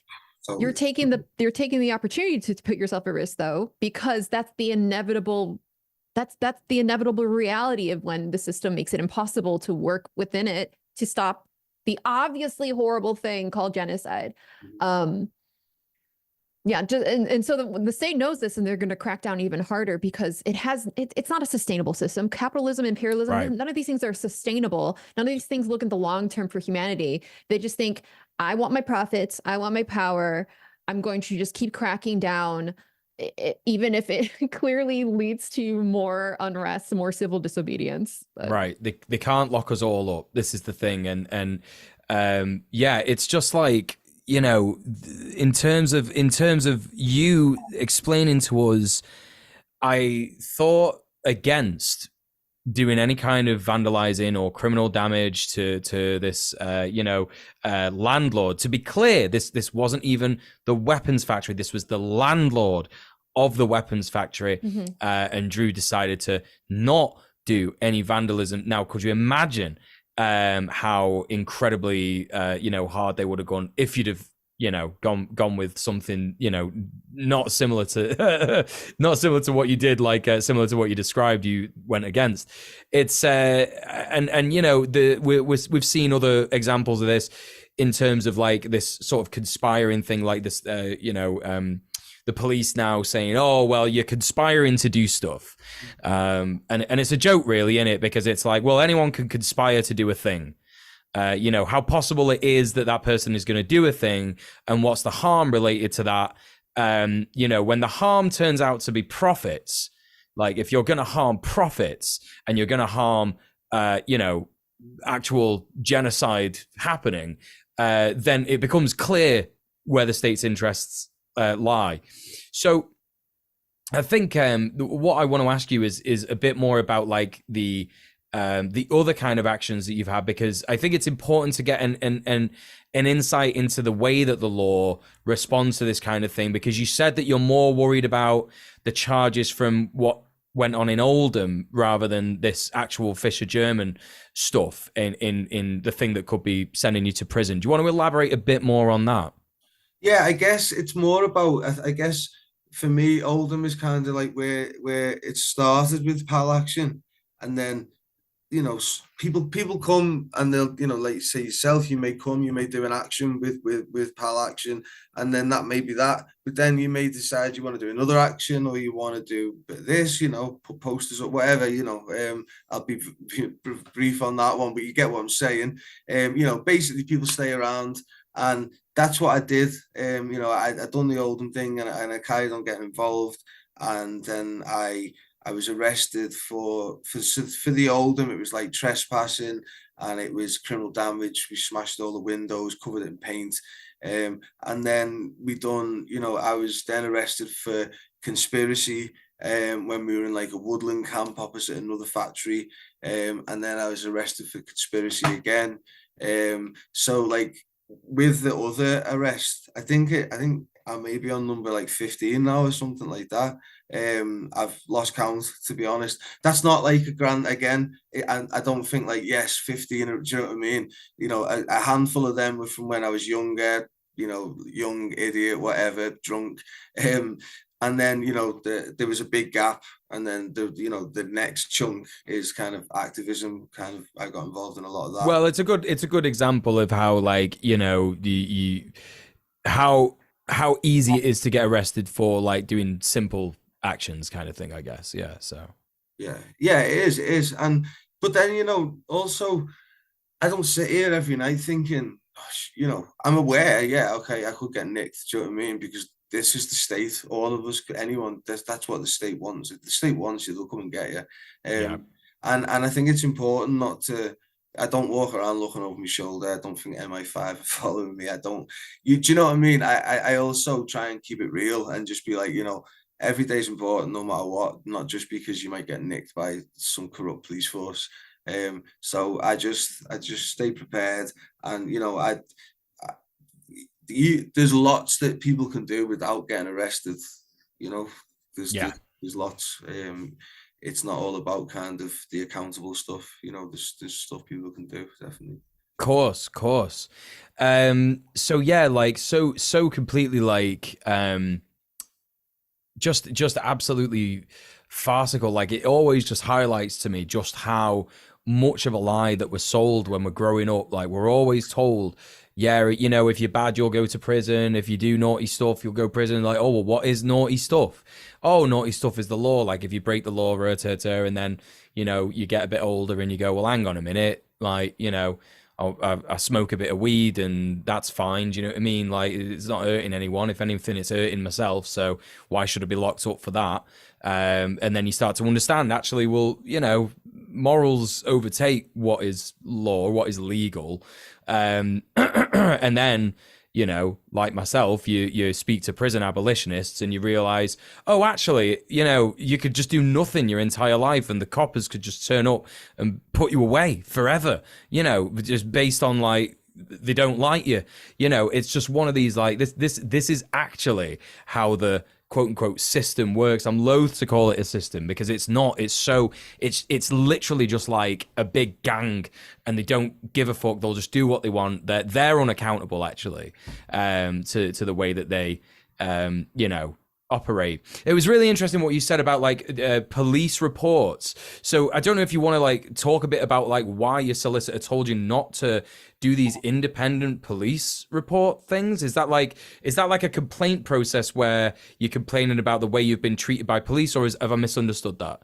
Yeah, so I mean, in short, if you feel that you've been wrongly arrested or treated by the police and you wanna like sue the police, like I say, it's classed as like a civil claim, and there's different types of solicitors that deal with different type of things, and I went to a civil claims solicitor they're in London, sole purposes to kind of claims against the police, and the first thing that I was told by this particular solicitors was, there's no point. You can go, you can use us and also go through the police's own independent complaints kind of system.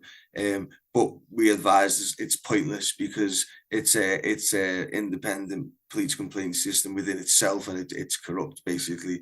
It's police officers investigating police officers. Friends of friends.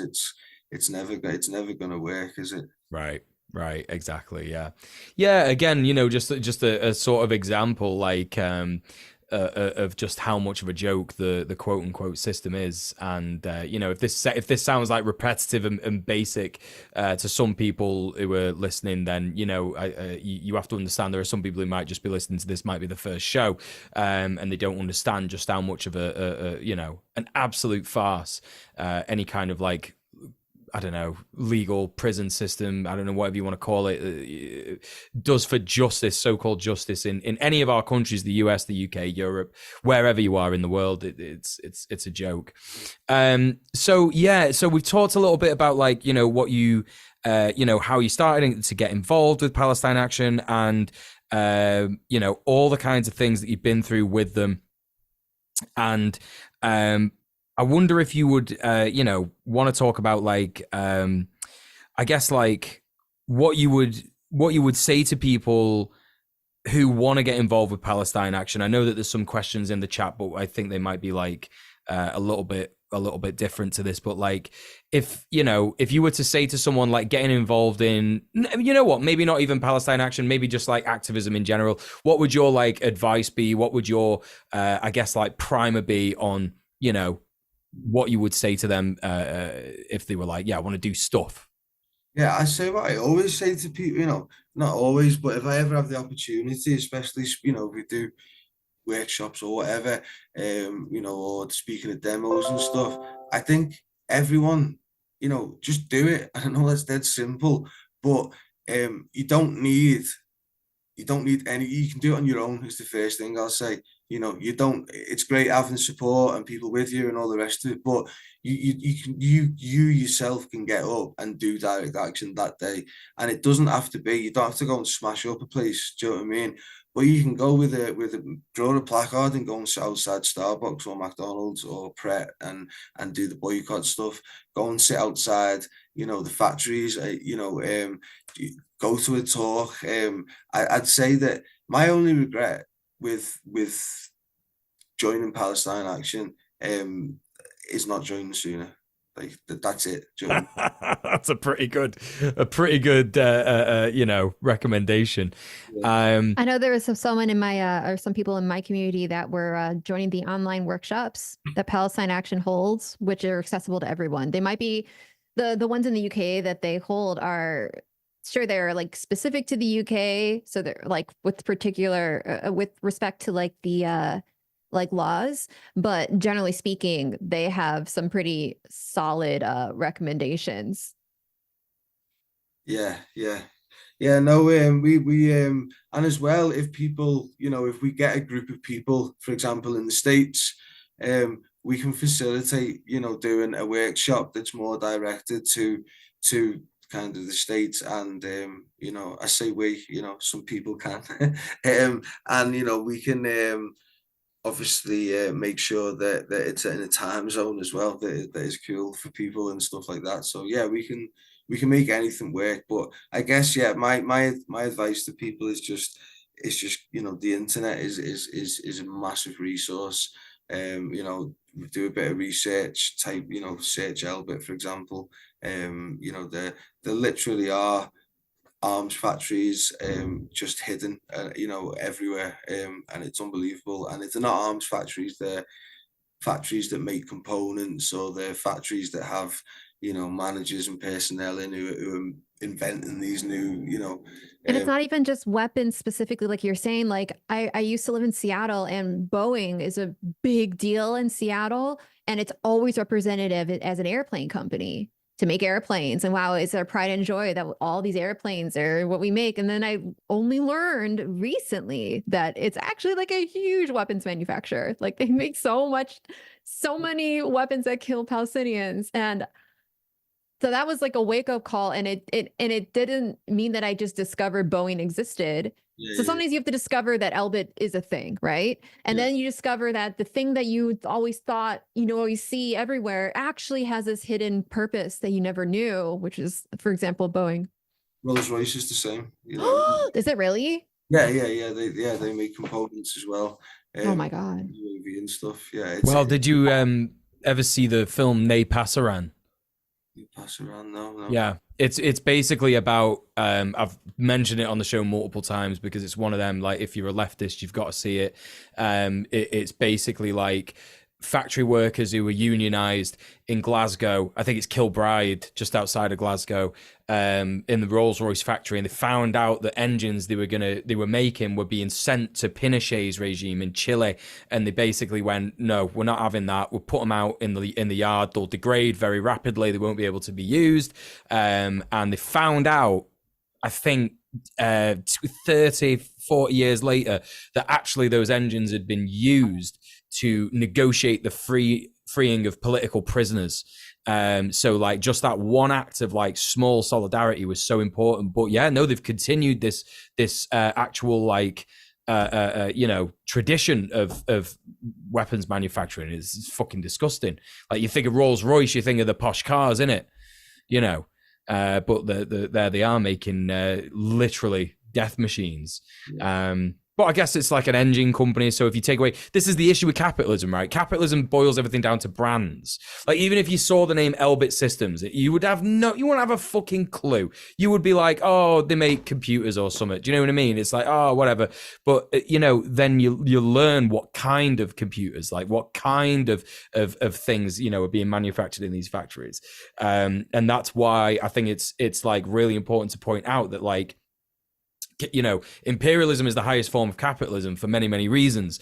But like, that's just one example of it. It's literally just like, you get this like nice fancy logo, you slap it on like a literal genocide factory, and boom, you're laughing, you just like make that money, and it's a lot of money. It really does fuck me up to think about this type of branding. Like, when you think of like what the IOF is, and how there's like all their songs and all their flags and and it's just like, it is just a bunch of assholes, like just a bunch of fucking assholes. And strip everything away, they're just a bunch of assholes. It's just so much branding around it. It's always funny. Like, it's always been funny to me ever since I knew about Palestine and what was going on. The oppression, the genocide, everything, the Nakba and all that. Like, I just always thought the Israeli Defense Force, you've got some fucking balls to call it that. Like, what a joke. Like, every single thing that they do, every offensive into Gaza, every offensive into the West Bank, it's literally like Operation Protective Edge, Operation Shielding Dome. It's like, bro, you are like, you're going in to the place and killing people. There's nothing protective about it. You're assholes. You're a bunch of assholes. Stop trying to brand yourself otherwise. Yeah, I've got so many friends who are Palestinian, and like, just hearing some of the stuff that it's unimaginable. Do you know what I mean? Like, I got one friend, Faris, who told me that, like, the IDF or IOF, fill up these fire trucks with like shit from the sewers with this chemicals in it, and they spray protesters, not only just to spray them with this horrible stuff, but then they go around searching the villages to see who's got the stuff on them, and banging on the doors because they can smell it and see it on, and then those people are then arrested. Like, it's crazy, and like, it's really hard because, like, I can't say certain things anymore. The state of literally barred me from doing and saying certain things. Like, for example, I can't encourage people to join Pal Action. So I can't encourage people to take direct action for Pal Action. So I'm definitely not telling everyone listening and watching this to join Pal Action.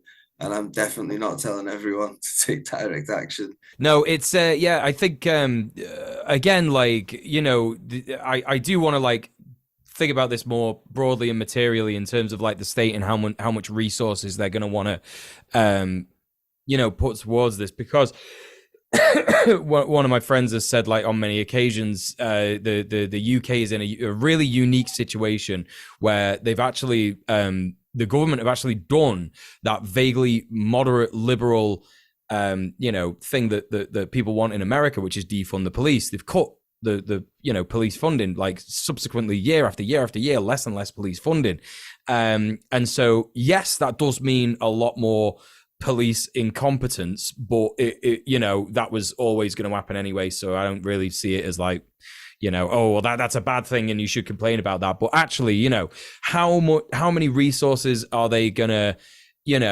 dedicate to this stuff? Like, how much are they going to be able to? Because the Tories have effectively completely run the country into the ground. If you look at the way that a lot of Tory talking heads are kind of talking about the upcoming election already, and it's like 9, 10, 11 months away, the blasé about it.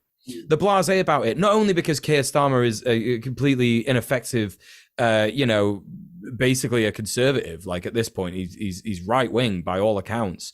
But also because they don't care. They've made all the money for them and their rich mates. They're not bothered. They've looted the country. They've done it for the last 13 years. So any kind of like actual, state government kind of stuff, it's all basically like very, very centralized and concentrated at the moment. And they're very focused on this like Rwanda thing. They're very focused on this, like, we want this to be our like legacy. We want to completely fuck any kind of asylum seekers over, so that, the Reform Party, the far right parties, they can't like, say that we're not good enough or whatever.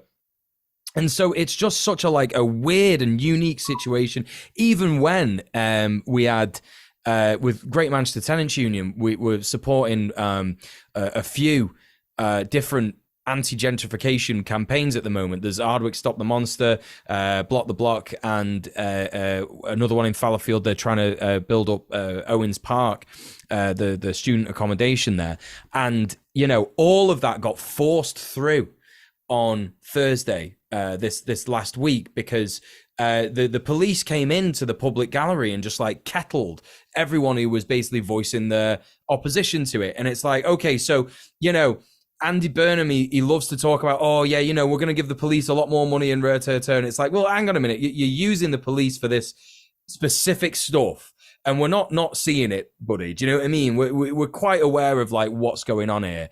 They took all the planning committee into another room. They made the decision in there, laying it bare for absolutely everyone, just how corrupt the entire system is. So it's questionable. Like, I genuinely, like, I'm not sure how much Britain would last into even a Keir Starmer government, because everything is just so shit. And if he's just going to continue austerity, I really don't know how effective they're going to be against organizations like Palestine Action if they truly want to, bring them down or like stop them from doing actions and stuff like that. It's like it's questionable as to how much power they have.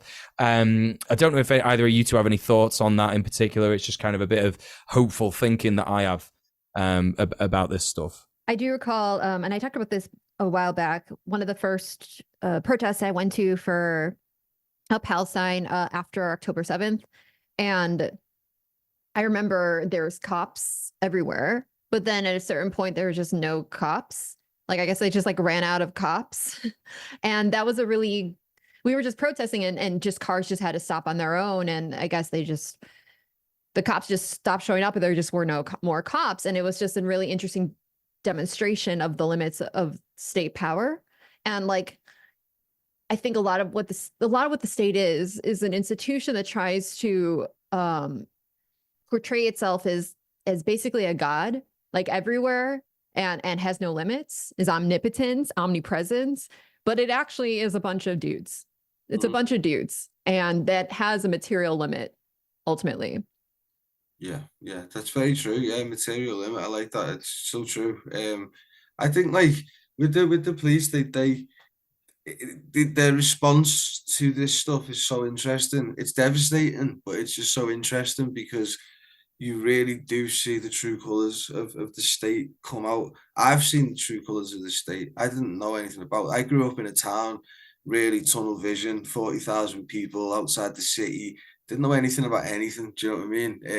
And my eyes are open to a point where sometimes I wish they weren't so open now, because once you know, you can't unknow, can you? Do you know what I mean? And I think Yeah. that's the issue. I think people are scared, cops are scared, the state is scared, individuals are scared, because to admit, again, like the climate, to admit there's a fucking issue, a big issue, you know, whether it be capitalism, the climate, or Palestine, these are huge things, life-changing, world-changing things. And for someone to say, yeah, you're right, actually, this is an issue, it just completely goes against everything they are before then. And I think like this is what we're up against. Yeah, yeah. The state have a huge monopoly on this false consciousness of like, you know, climate denial, like you say, you know, support of genocide, you know, a real focus on like individualist ideas. And I'm not, you know, doing some kind of like, I don't know, authoritarian communist, no one's allowed to have a personality kind of thing. I mean, truly people are focusing on themselves more than you know, what's going on around them. Like it's like we were saying before, like me and Kira were talking in the news, and I think we've said this the last 2 weeks, where you know, there is a point where if you've watched all the stuff that's going on in Gaza, you know, you become so incredibly like traumatized by it, and it's like you get to a point where it's like you do have to actually step back and go, I can't watch this anymore, just got to do stuff instead. I've got to like do something about it the most that I can.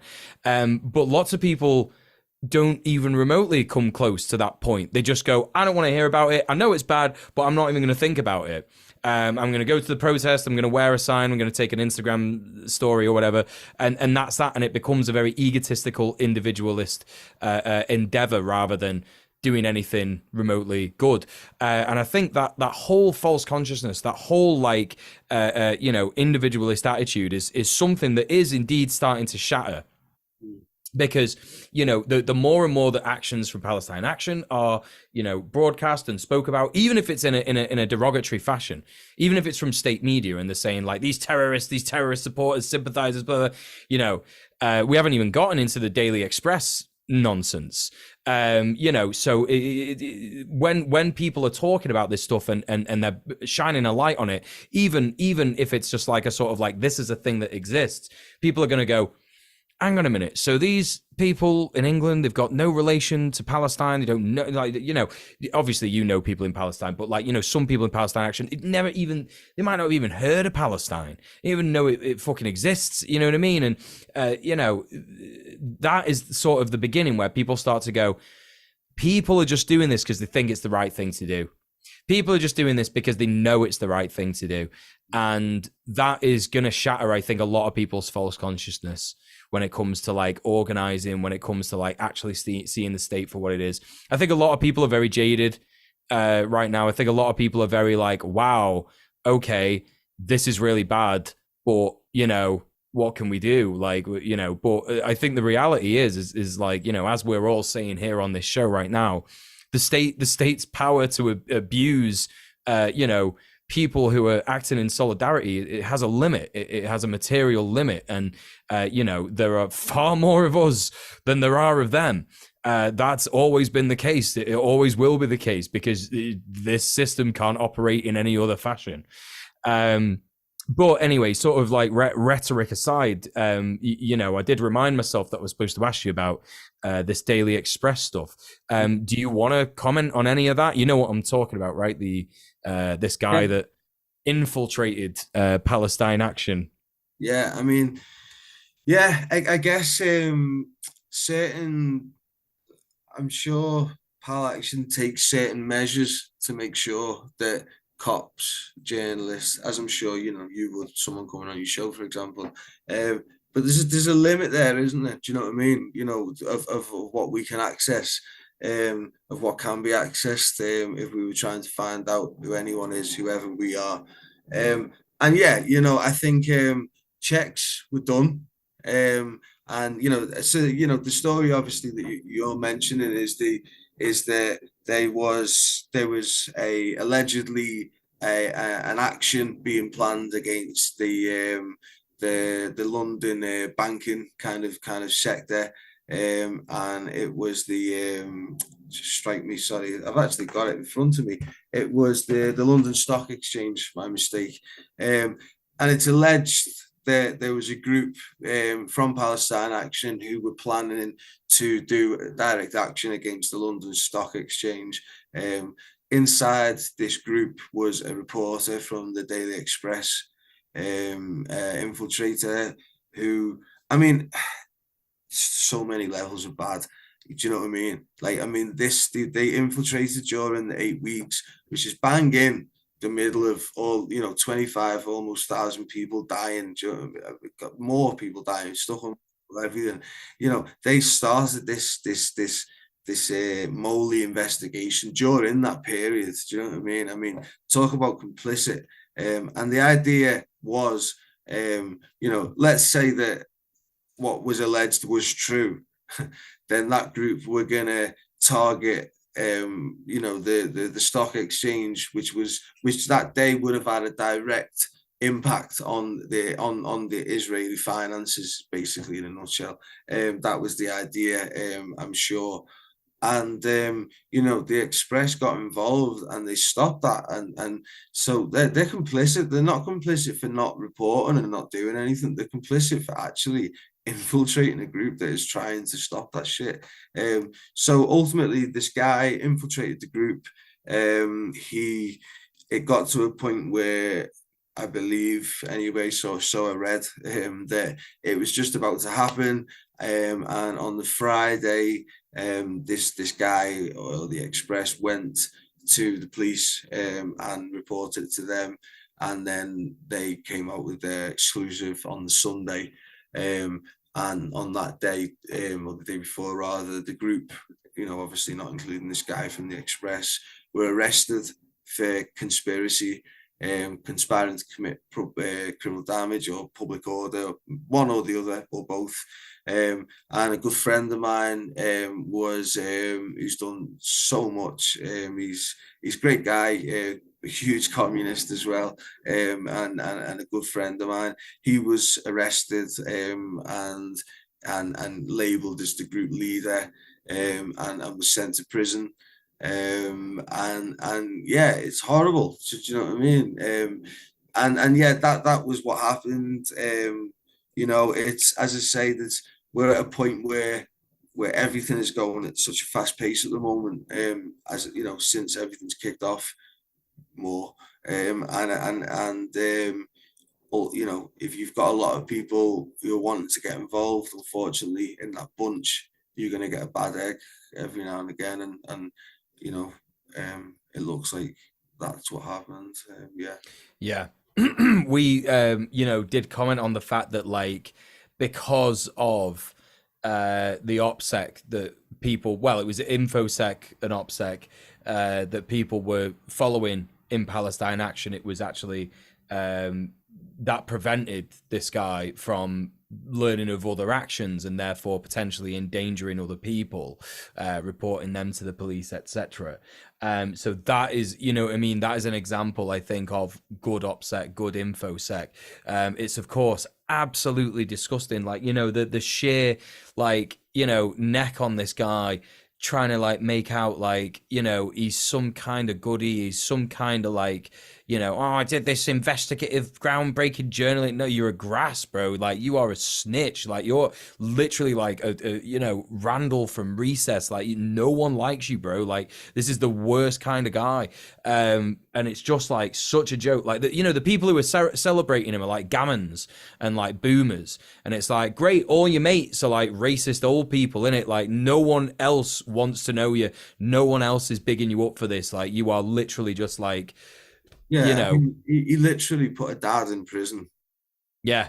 I won't say his name, obviously, but the guy, he's a dad. He's 31 years old. He doesn't want to be, and it's not sacrificial lamb or martyr. He doesn't want to be. The point is, I'm sure he'd rather be doing much more than what the stuff that he's alleged to have done or whatever.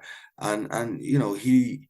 Yeah, that guy, that reporter, literally put someone in prison. That's what I've been able to get my head around. Is how can someone put? Okay, yeah, if the person, as we, is this, that, or the other, whatever. But my point is that I don't believe the prison system works anyway. But to put someone in there who's literally like just desperate because of what they're seeing happen in Palestine. And the propaganda is terrifying. Like, I mean, the comparison, I'm sure everyone's, between Ukraine and what's happening in Palestine is sickening. Do you know what I mean? I Oh mean, yeah.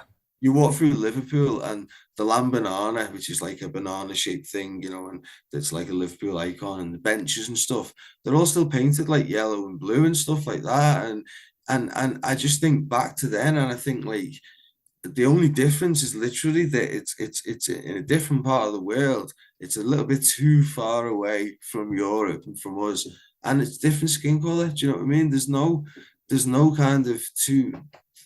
That is the only difference, and yeah, the propaganda is unreal. It's terrifying. Yeah. It's just such an obvious, like, and again, like, taking away that that's a real, like, I didn't know that person like had a kid. I mean, obviously every kind of person is going to be involved in Palestine Action, and you ask yourself, like, the false consciousness that person had to be under in order to affect someone's life like that. Like, my man is thinking, okay, these are bad people go to prison, that's the end of it. That kid's not got a dad now. Do you know what I mean? Like, when's he going to be out? Like, do you know what I mean? What kind of charges is he facing? What's his sentence? When's he going to be released? Is he going to get a fair trial? Like, all these questions, that are extremely doubtful in their outcome of any kind of justice, as we've already discussed. And now there's a kid there who might never see the dad, and the dad's going to miss him growing up. It's like, it's just, there's no justice in that. Doesn't matter, like, how you try and spin it, for at the very least trying to do some damage to a financial institution. Like, you're talking about the London Stock Exchange. We're not talking about like a mum and dad coffee shop, like, self-employed kind of business, small petty bourgeois interested. We're talking about the London Stock Exchange, where literally if they capitalism. Capitalism. yes, if they had a day, if they had it might have been like an hour where they weren't able to operate or whatever, they would recover in a week. You know what I mean? Like, these are people who are gambling with other people's money, with other people's interest all the fucking time. And the damage that would have been done to that versus the damage that has been done to not only your man who's been put away, but also all the other the five actionists who are basically like, now they've been tarred with this brush of like, well, you're an extremist, you're a terrorist, you're on a watch list, you know what I mean? All this extra stuff. So, the comparison in that regard, the disparity actually of like harm is so obvious, and it should be obvious to absolutely everybody. Yeah, and I think with the men you mentioned like that about our comrade having like a child and stuff like that as well.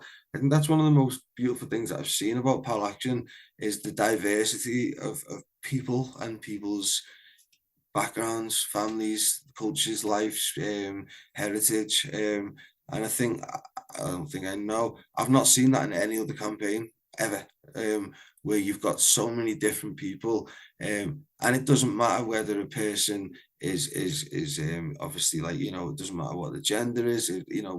There's different. We've got people who are gay, straight, bi, trans. We've got Muslim people, atheists, Christians. We've got Jewish people. We've got so many different people in Palestine Action. Mothers, fathers, teachers, all kinds of backgrounds, and it's amazing that there's one common thing, and I think that's important. That there's thousands of our comrades, and that's what makes it so amazing. Do you know what I mean? Oh yeah, 100%. Yeah, no, the definite sort of like coming together, for a common cause. It's like, and you can see this in the broader, like, protest movement surrounding Palestine. I was in the queer bloc at most of the protests, helping, to organize, because, most queer people know, like, no, you can't do a genocide in our name. It doesn't matter. Actually, like, if you're trying to say that Israel is more progressive for queer rights, etc. I mean, that is completely debatable, by the way, from what I've heard and read, and, absorbed from Israeli culture. But regardless, like, you don't get to, like, just bomb an entire population into oblivion, destroy an entire family lineages just because they're not quite up to scratch with queer rights. Like, are you having a laugh?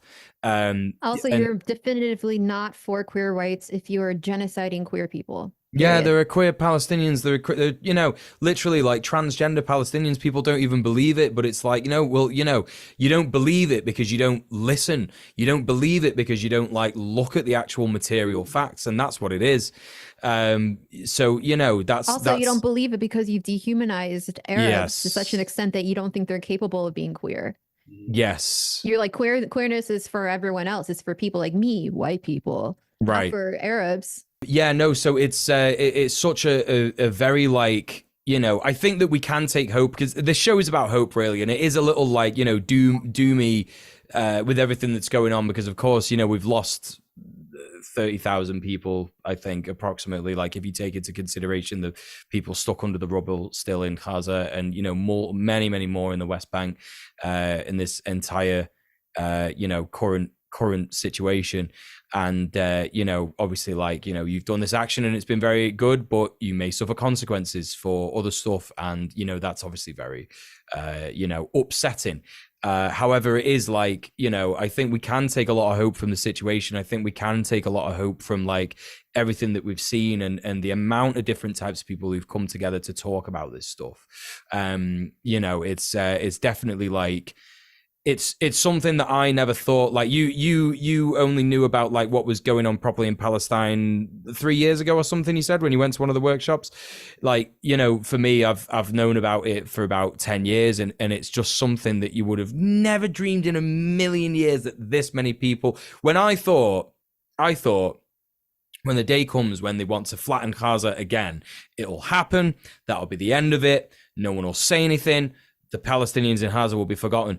But even just, like, the amount of people talking about it, the fact that, like, we're on this show, and instead of, like, treating this show like we treat every other kind of, like, I guess, actual radical leftist stuff, it's kind of like things that aren't really spoken about in the media. I'm actually sat here worrying, like, yeah, what if there is a cop watching this show? What if they are, like, taking this shit down? We joke about that stuff a lot, but it's like, I never thought in a million years it would be like, oh, actually, like, everybody's talking about it now, and, like, everybody knows about it, and 70% of people think there needs to be at least a ceasefire, and that's way more than I ever would have. I like thought in the past. Like, in the past, I used to think, like, Palestine is, like, something that's very important to fight for. It's very important to, like, stand up for it. But I always thought, like, the way that the propaganda machine works, the Hasbara and everything, and, like, just the complicity and the well, it we talk about complicity, like, for me, like, the active support, the active encouragement of genocide from the UK and the US. I always thought, like, it's just, it'll just be over. And I think, like, at the very least, we can take hope from the fact that there is just so much now, so much, like, support, so many people talking about it, so many more actions from Palestine Action. Like you said at the start, Palestine Action US, that's wild to me. I never thought that would be a thing. When we spoke to Huda, like, 2 years ago, I was like, this is really cool. I'm impressed it's happening in the UK. It's probably happening in the UK because cops don't have guns. I mean, some of them do, but, like, could you imagine in the US? But they've fucking done it anyway, and in France as well. France is, like, one of the most Islamophobic countries in the world, like, in Europe anyway. I don't know if I want to say the world, but, like, I think Israel is probably that. But, like, the super racist, and, like, you've got Palestine Action France. What the fuck? That's wild. Like, I love that shit. Palestine Action Germany won.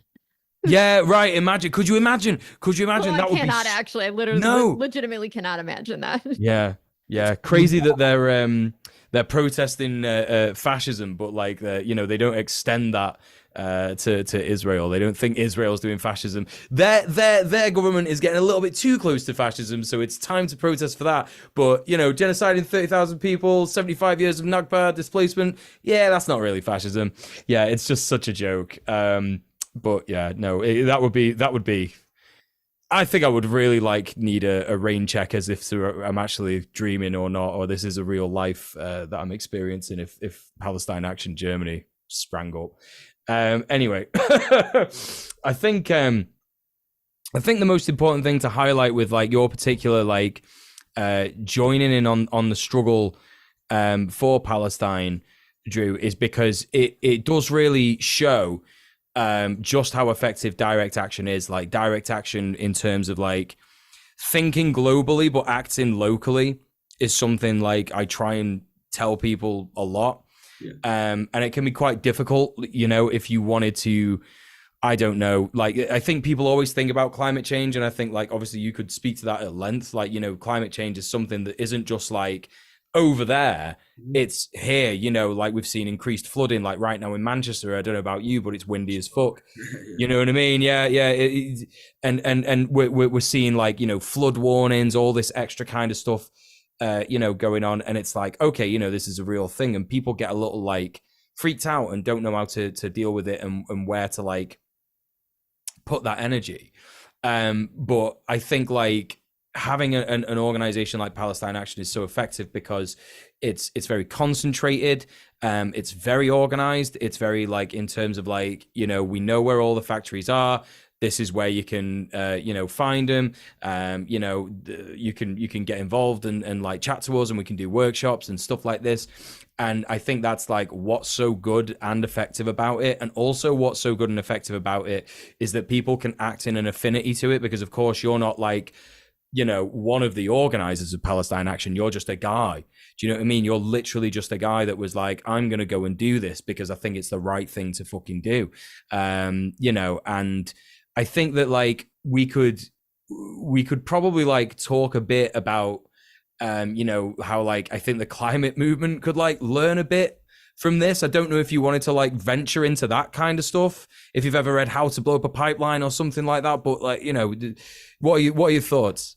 Yeah, I mean, there's I look at, all right, let's say JSO, for example. Do you know what I mean? Got a lot of friends in JSO, by the way. We've had him on the show. Yeah, I've got friends in Just Stop Oil. Don't necessarily agree with the strategy and tactics. I agree with the despair and get it. Do you know what I mean? I get that desperation of well, what else do we do though? But yeah, I do sometimes wonder, if certain campaigns, I think to myself, if you've done this or if you've done that, then you'd probably get a little bit further towards what you're looking for. And I think that some groups could definitely take a leaf. I'm not saying Pal Action gets it right all the time, because it definitely doesn't. Who does? What campaign does? Right. But yeah, it's certainly a campaign group that some groups should take a leaf away from out of their book, I'd say. Yeah, it's kind of one of those I was speaking about this on my stream this week when you can read How to Blow Up a Pipeline. You can literally read the first page, and you don't really need to read any more, because the gist of it is that basically the climate movement needs to start targeting the actual production of fossil fuels, rather than doing you could do a die-in, you could do a jump out on a fucking snooker table, cover yourself in orange paint. I think that's cool, and I think it builds culture. But the actual sort of direct stuff, I mean, Just Stop Oil were doing some very direct action based stuff before they kind of got in the papers about all this stuff that everybody loves to criticize them for, slowing down traffic, all this kind of stuff. And it's so interesting that they moved away from that. And I wonder if that's kind of they felt that they were putting people in danger of being arrested, and putting people in danger of being put away and stuff. Because I think if you did start to target the actual infrastructure of fossil fuel production and oil specifically, I think you would start you would feel the full force of the state very, very quickly. But it doesn't really change the fact that it would probably get the goods, right? It doesn't really change the fact that it's like a way that you could think globally and act locally. Of course, I would never encourage anyone to do that. It's illegal and wrong. The law is the arbiter of all morality. But you know, in terms of like, people are going to just start doing this stuff as things get worse, you know? Like, I think you could probably like look at what Palestine Action and how they've like ramped things up as things have got worse. And that's not because Palestine Action are going like, we need more people, we need to do this more, we need blah, blah. They're not going on about it. People are just going like, this is bad, I need to do something about it. Oh, I've heard about this lot. They're actually like, you know, involved in like trying to like get, you know, divestment sanctions, you know, get weapons factories shut down in various different ways, diversity of tactics. And I think that's literally just going to like, you know, be a thing that we start to see in the climate movement as well. I also think that there is a general like consciousness like shift that is happening on the left. However you want to define the left, I don't even know. But I was talking about this Blue Sky with some people.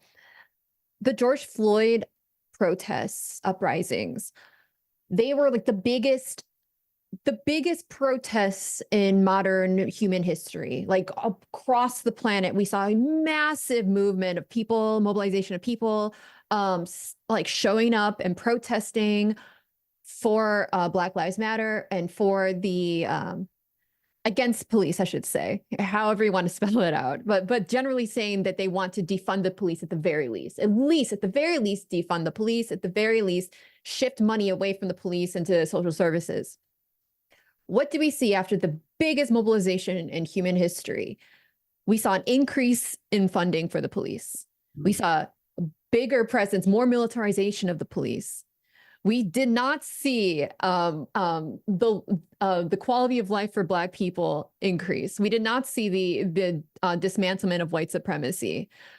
So I think a lot of people from that experience, at least I'm just going to speak for myself and also from the people that I've talked to, are starting to see that, like, sure, protests are important. Showing up is important. Getting bodies out on the street, that's important. However, it's clear that unless there's teeth behind it, you're just on your knees begging effectively as a group. And you're saying, please listen to me, please. We won't do anything about it if you don't listen to us.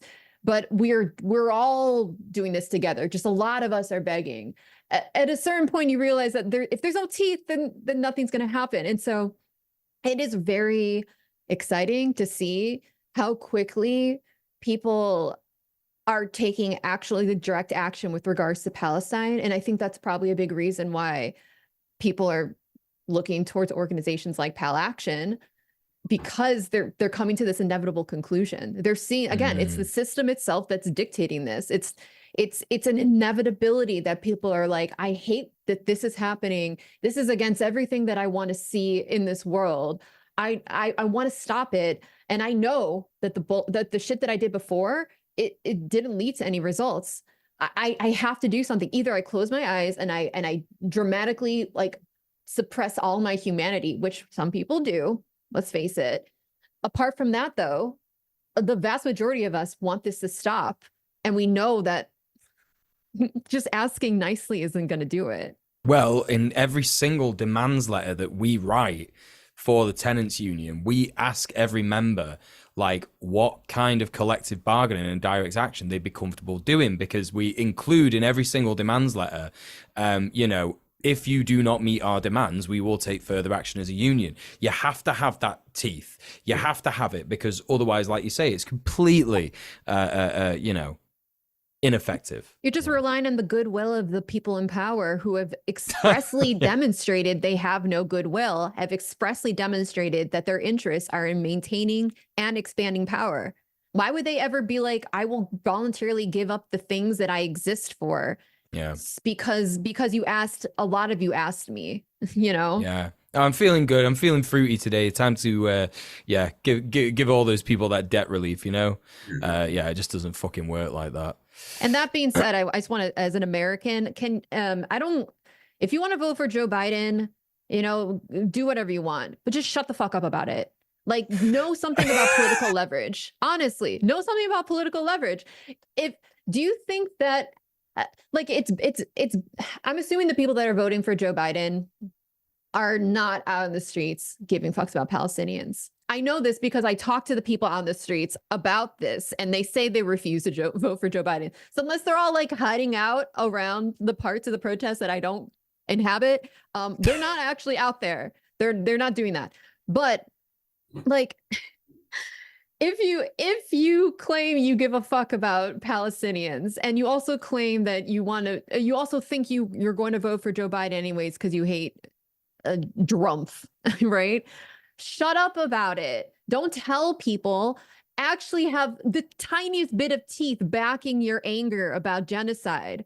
Because if you say, I'm gonna give you my vote anyways, but I'm against the thing you're doing, there's no teeth. Shut up. Okay. Yeah, they're incredibly fucking annoying.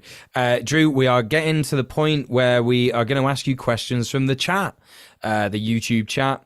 Apple Chips, the video game, asks, how does Drew think people should find places near themselves to protest against? Great, yeah, okay. So I mean, I think firstly with that is you can obviously go to Pal Action's direct website, which has got a list. It's got a link on there which has a list of all targets in the UK anyway. There are first, second, third targets, so that ranges from actual factories to suppliers who move from transport companies who move stuff around, people who make packaging, all different sectors. So they're on there, and then I think generally as well, you know, as I say, you can get a chair 2 years and go and sit outside the places that are boycotting under like the boycott divestment sanctions campaign. You know, you can go to Pret, who are opening 50 plus stores in Israel. You can go to McDonald's, who we know were giving out free meals. You know, the franchise in Israel were giving out free meals to soldiers. You know, Starbucks, there's Zara, there's loads of places, and just go and just have conversations with people, sit outside with a sign that says, you know, boycott this store, and it can be really powerful, and that can then open other conversations. And you know, as well, I think that going to, although as I said before, I do believe a big umbrella is important. So you know, you've got marches, you've got petitions, you've got, because you know it all works and it's all just as vital as one. But some people say, you know, I feel like I don't get anywhere when I go to the marches and the demos. But sometimes for me, just being in that space with all them people who feel the same way and who are on my wavelength, or I feel are on my wavelength, is amazing. And also, you have conversations at these places. You know, that I've met comrades who and gained stuff from those meetings, shall we say, at a lot of demos. And yeah, just doing stuff like that is a good way as well of kind of broadening horizons. I want to add to that because you mentioned BDS. If you go to bdsmovement.net, that's where the main hub of the BDS movement is: boycott, divest, sanction Israel. And so yeah, there's lots of links. Like there's lots of places on the website where you can get involved and find resources to find, you know, companies near you that you can express yourself to. All right, great. So next question is from Middle Earth Marxist. Did you arrange or know who do you contact for legal representation before staging your actions? And what would you recommend doing beforehand to best protect yourself if you're arrested during actions? Yeah, I mean, I think it's important to make sure that you don't, you know, you want to keep your how would you call it, your technical identity as low as possible. So, you know, if someone, for example, was planning to do something and they were using a phone, computer, whatever to do research and chatting, you would want to make sure that you didn't have that with you at the time, because the police will use that against you. You know, never use a duty solicitor if you're arrested. And you know, you'll be offered a solicitor and they'll say, you know, would you, you know, we have a free duty solicitor. Never ever use that person, because that person has probably worked at that particular station for the last decade, 5 years, and knows all the cops, is in there every day. You know, probably goes to their weddings and shit like that, right? Do you know what I mean? So they're not impartial, is what I'm saying. So that's always a no-go. Always give a no comment. And yeah, you know, if I mean, again, I can only speak for the UK, but if I'm in the north of England and I was in trouble for any reason, shall we say, I would use Lizars solicitors, Lizars. And if I was in the south, I would use Hodge, Jones and Allen solicitors. And the reason for that is that they're both, along with other solicitors such as Kelly's and stuff, they're both, you know, they're really, they are very experienced in protest law, particularly stuff around Palestine Action and stuff like that. So yeah. Yeah, I found that like it's helpful, at least in the States, because I know the laws are different, but effectively there's a lot of, you know, commonality there because they're both white Western imperial core countries with a lot to do with each other.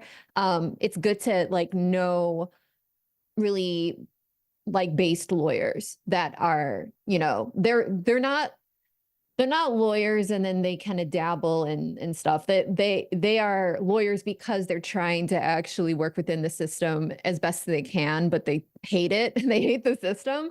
Those types of people, get to know them and talk to them if you can. And yeah, I think there's a website called Green and Black Cross, that's in the UK, and if you go to them, they have everything on there to do with protest law, all the stuff, and they've also got information for solicitors around the country. So if you were going to do something in Oxford, you may well be able to find the solicitor in Oxford through Green and Black Cross's website as well. But yeah, like it's important to have those contacts and to really know the real. People will tell you, oh, you have the right to this and that, but like, how does it actually go down? Like how it's a little different then, because cops will lie. Cops will conveniently for, you know, not follow the law, and you need to know how to prepare for that. Also, don't ever underestimate bust cards. For those of you that are watching visually, I'm holding up sort of like a homemade one. You know, even just that, just like writing down numbers, writing down what the organization is above the number, even if you're just doing it in pen on a bit of paper, extremely effective, extremely useful. As Drew said, sometimes taking your phone, you know, to a protest is a bad idea, because the cops will do anything they can to try and find some evidence, quote unquote, to charge you with something. So the next question we got, distinguish this, says, Drew, what advice would you give to people who want to take part but are nervous / unable to risk arrest? I would say that there's something for everyone is the quick answer to that. You know, Pal Action has loads of people, as I said before, who go through its door, whatever that means. And yeah, it's there's definitely there's a lot of stuff happening that isn't on camera, if that's the right word. We have accountable. The reason I'm being very careful is because, as we all know, the state of fuckers, and they'll use anything against you. So, you know, but what I'm basically trying to say is that there's something for everyone, and there's stuff going on in Pal Action for people that like yourself, who just asked that question, who don't want to necessarily get arrested and have a criminal record and stuff, but would like to get to do stuff. There's definitely a platform and a space for that. So I would just say get down to a workshop, and you'll find out more about that, definitely. Yeah, I think that kind of answers the next one, because the next one is from Nearlon Starfire. It asks, what's the best way we can support groups like Pal Action if we're unable to directly take part in action? And I think you basically answered it. That there's opportunities to help support these orgs like Pal Action that don't require putting your body out in the actual world. Yeah. And like we have loads of different roles. You know, there's people might go down to Bristol, for example, to do an action, but then they have no contacts in Bristol. So then when it comes to the court case, they're going to a town or a city that they've never been to before. So even having people within those areas who might not necessarily want to be involved, you know, front line or whatever you want to call it, but are happy to give someone a space, a bed, have a cup of tea with someone, go and hold a banner at the court that they're at and stuff. Court support is really important. You know, a massive part of the action. The action doesn't finish once you get nicked. You know, it's almost the beginning, because when we go to court, that's our opportunity to then put Elbit on the stand, and they don't want that. They don't want more publicity. So having, you know, a ton of people at the court holding signs saying Elbit system, shut Elbit down, is only giving us more of a platform to kind of stick them on. So yeah, there's loads of opportunities for people to help out and get involved for sure. Buzzing. Next up, we got Frazo's Soapbox, and they ask, would it be possible to get involved with Palestine Action or a similar related group organization if one would want to, but does not live in the UK or the US, or I assume France and any other country they operate in? Yeah, is the quick answer. Elbit operate all over the world. So, there's definitely, the tools are there, the digital stuff's there, the media's there, the help's there. So if there's a group of people, it doesn't even have to be a big group, 2, 3 or whatever, that say, yeah, there's an Elbit factory here in Goa, and we want to go and do a protest outside, then we can definitely work with that group to help that form and flourish for sure, as we have done with other countries. Yeah. Okay, cool. Next up, Kira. This is from Alex all over the place. How is a good way to make suggestions to local orgs regarding good places to direct attention to? Local orgs here seem to choose targets that are already friendly rather than productive. Again, I mean, I think it's about going to there's now a resource on the website that takes you directly to those places. If you were looking for a particular target place company, then they will be listed on that website, and they're all definitely valuable targets, shall we say? Some people might say that anyway. Cool. Stephosaurus says, is there a way we can write to the guy who's now in prison to show support? Yeah, so I should give you an update on our friend. He actually got bail yesterday, so he's been bailed, and he is. We released that on the PAL Action page today, or rather say it was released on the PAL Action page today, and yeah, he's been given bail. He is due to appear. He's out. So currently, there's no one in prison for PAL Action. I mean, which is amazing. But that could change tomorrow. Of course. So always look out. We always have. So for anyone that wanted to write to someone who was in, to answer your question, if that did happen, there's like a link on PAL Action's website and Instagram and Twitter that you can follow and you can send an email to, and it's free and it'll go directly to that person. So yeah, that's great news actually. With great answer to that question, because it's good news. Yeah. All right, and the last question from Captain Babaru.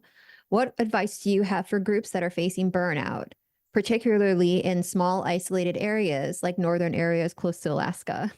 Okay, yeah. I think it's important to recognize that and accept that burnout is a thing, and it comes and it happens, and it's usually when you think that it's not happening that it happens. And I think first thing is just to accept that that's what's happening, and kind of go with it. And if you feel that things are getting too much, then they probably are. And I know that's like really obvious, but I think it's important to listen to ourselves, is what I'm trying to say. And new energy as well. I find that new energy coming through is the important thing, because new ideas, new stories, new people is always good, and I think it helps with that burnout, because obviously it takes the stress off people as well. Yeah, I think that's a really good answer, because it's like this is one of the big questions. Like, our producers just joked in the chat that, like, tick burnout off your bingo card, but like, that's it, innit? It's like when you do any kind of activism, actionist stuff, that you're doing it for the right stuff, so you want to do loads of it. I think the way that I've come to see it is like, you know, when you come out of school or like you're in the middle of school and you go into your like, you know, work experience or whatever, and like someone's asking you, what do you want to do? You want to do something that like is good in it. You want to be like, I remember I used to think about things like I should be a farmer because farmers grow food. And then you grow up and you go, actually, sack that. I don't want to work on a farm. It sounds shite. But then like, you know, you get older and you realize, oh, activism is really good. And that's the thing that I've been wanting some kind of purpose to do like a good, productive, helpful, nice thing in the world. And that can like overwhelm you a lot of the time without you realizing it. Like you say, it comes when you don't think it's happening. But out of nowhere, you're just like, oh, yeah, I'm way too fucking, you know, exhausted to do anything at the minute. And in fact, our entire organization is exhausted because we've tried to do way too much. Because actually, I think it's very human to get burnout. I think a lot of people can like think of burnout and go, do you know what? That's, you know, it's really sad and it's a shame that happens. But actually, it's very human because it means that we've been focusing on something that we want to fight for a long time. And we've got to the point where like actually like tiredness and stuff like that, it doesn't matter. That goes into like, you know, another part of the brain to think about. So yeah, like, you know, if anyone's kind of feeling bad for feeling burnt out. Yeah, exactly. Like Captain Boobaroo's just said in the chat, I didn't choose radical activism, it chose me. Yeah, exactly. You know, this is the thing, right? So yeah, absolutely fantastic answers, Drew. Really, really appreciate that.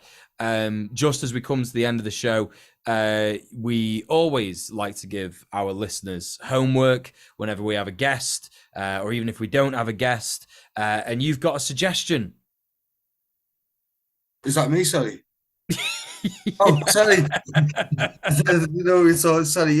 Yeah. My suggestion would just be to head over to Pal Action's website. You'll see there that they run workshops.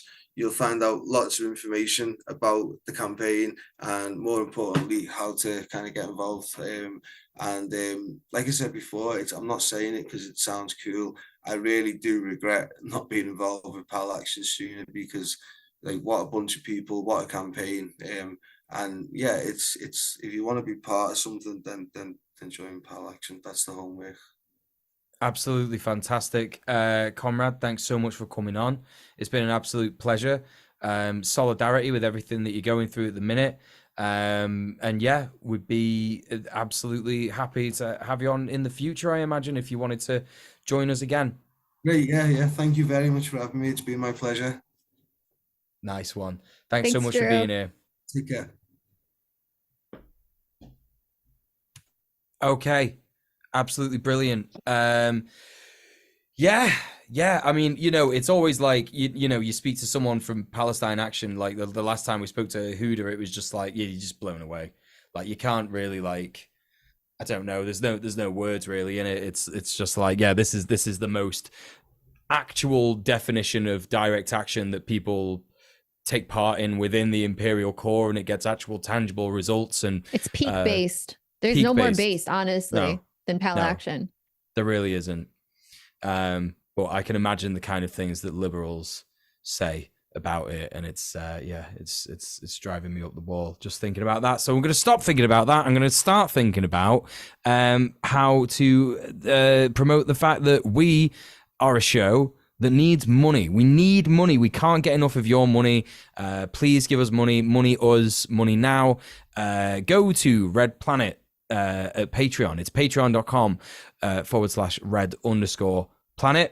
And before, I did allude to the fact that we were going to go through all the different tiers of support that we can offer and what kind of benefits you can get as a result of supporting us on Red Planet. And I'm going to go through them now because I've got them on my screen. I've done enough stalling to actually click on the website and get it up.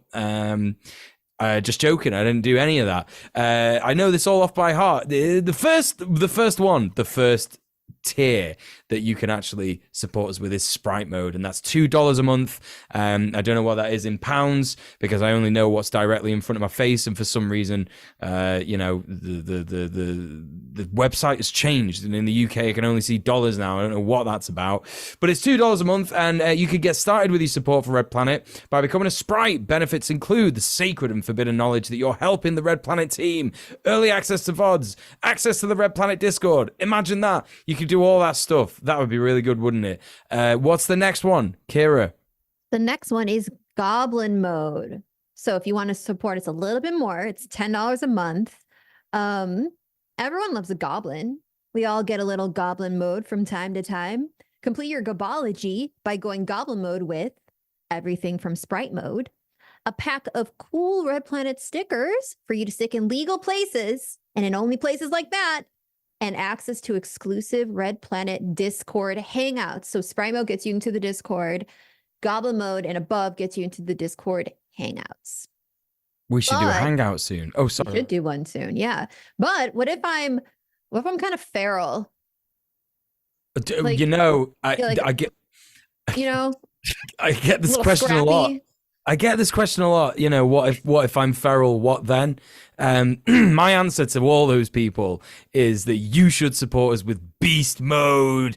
Holy shit, it's $20 a month. Are you actually going to go Beast Mode? Well, then we can offer you all the stuff from the lower tiers and pin badges. Yeah, pin badges. Wear your excellent new Red Planet pin badge literally everywhere. It's completely cool and good to do.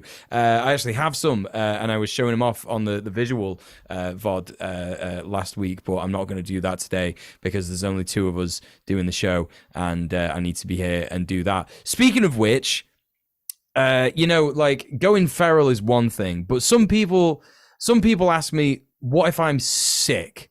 What if I'm so sick that I can't be in society anymore? I watch Red Planet all the time. Red Planet is my entire life. I've got all posters of the hosts plastered over my, you know, my family photos. They don't mean anything to me anymore. Red Planet is the only thing that I know.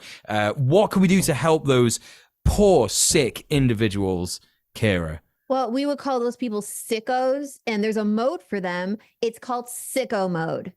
For $100 a month, if you support us this much, we can only really reasonably offer you all of the stuff from the lower tiers, plus a very special thank you message at the end of every stream. So, JBP, Nerylon Starfire, Queen Pib, Cassie Tastrophe, and Risk Inverse, thank you to our sick fucks for supporting us.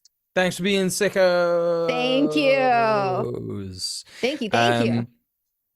But what, Kira, would I do if I wanted to learn more about my sweet, wonderful, beautiful, incandescent co-host, KiraChats? How would I find out more about you? Me?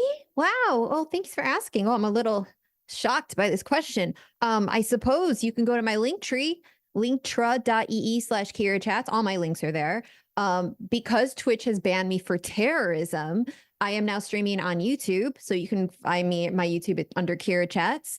I think I'm gonna go live tomorrow. I think I'm gonna jump back on the pony. No, that's not vegan. I'm gonna jump back on the bicycle. I'm gonna ride that bike, and I think I'm gonna jump back into streaming because I feel like I've had a nice little breakerino. But you can also find me on Blue Sky. I'm mostly active there as opposed to Twitter because I can't with Twitter. So it's kirachats.bsky.social. Yeah, my Discord, discord.gg/KiraChats. I'm very active there. It's like the main hub for my community. But Muel. Yes. I need to know, where can I find you? Where can we find you, Muel? You can find me normally at linktree.ee/DJ Muel. Yeah, you can find all my links there. Basically, I've got a new video in the works. It's written. The script is available for my £10 and over supporting patrons. That video is called AI, the political connection. It's going to be like an examination into what we think about AI and what we think about intellectual property and that kind of stuff. Because I watched some documentaries that I thought was AI, and that was very interesting. And I did a bit of a deep dive and attempt at some journalism to try and figure out what was going on. So if you want to know more information about that before it's released, then go ahead and join my Patreon right now. It's patreon.com/DJ Muel. If you want to look at some other stuff that I've done, you can check out my Christmas special video. It has got me wearing a Christmas hat, and I do mention Christmas like once in the video. But apart from that, it's relevant whenever, because it's about an awful bastard landlord influencer called Samuel Leeds, who did a video of himself chainsawing a door of an apparent tenant of his open in order to evict them. But that was a lie. And it also turns out he lies about a lot of other stuff too. So if you want to find out what those lies are, go over to my YouTube channel and check out the latest video there. Let's not forget our wonderful co-host who can't be here, Tim. Tim is a wonderful boy. Go check him out on YouTube. He's Conquest of Dread. He does these just absolutely amazing videos, like just absolutely quality vibes. They're timeless. So, go and watch them. It doesn't matter how long ago they were brought out. Go and support him. The link tree is linktree.ee/Dread Conquest. B-Rats, just put it in the chat there. So you can go and check that out. And for our listeners at home, again, that's linktree.ee/Dread Conquest. But that's it. That's the end of the show.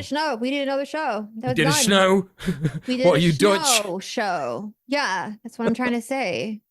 That's the problem. Thank you. So, well, the problem would be that you would be Dutch is the problem, and they invented capitalism and apartheid. So anyway, that would be the problem if you were Dutch. But I know you're not Dutch, so that's fine. We don't have to do anything about that. If I was Dutch, it would be a problem, though. I would be kicking the fuck off. Anyway, so everybody, thank you so much for being here. It's been a pleasure. We should do this at the end. Thanks for being here, everyone. We'll see you in the next show.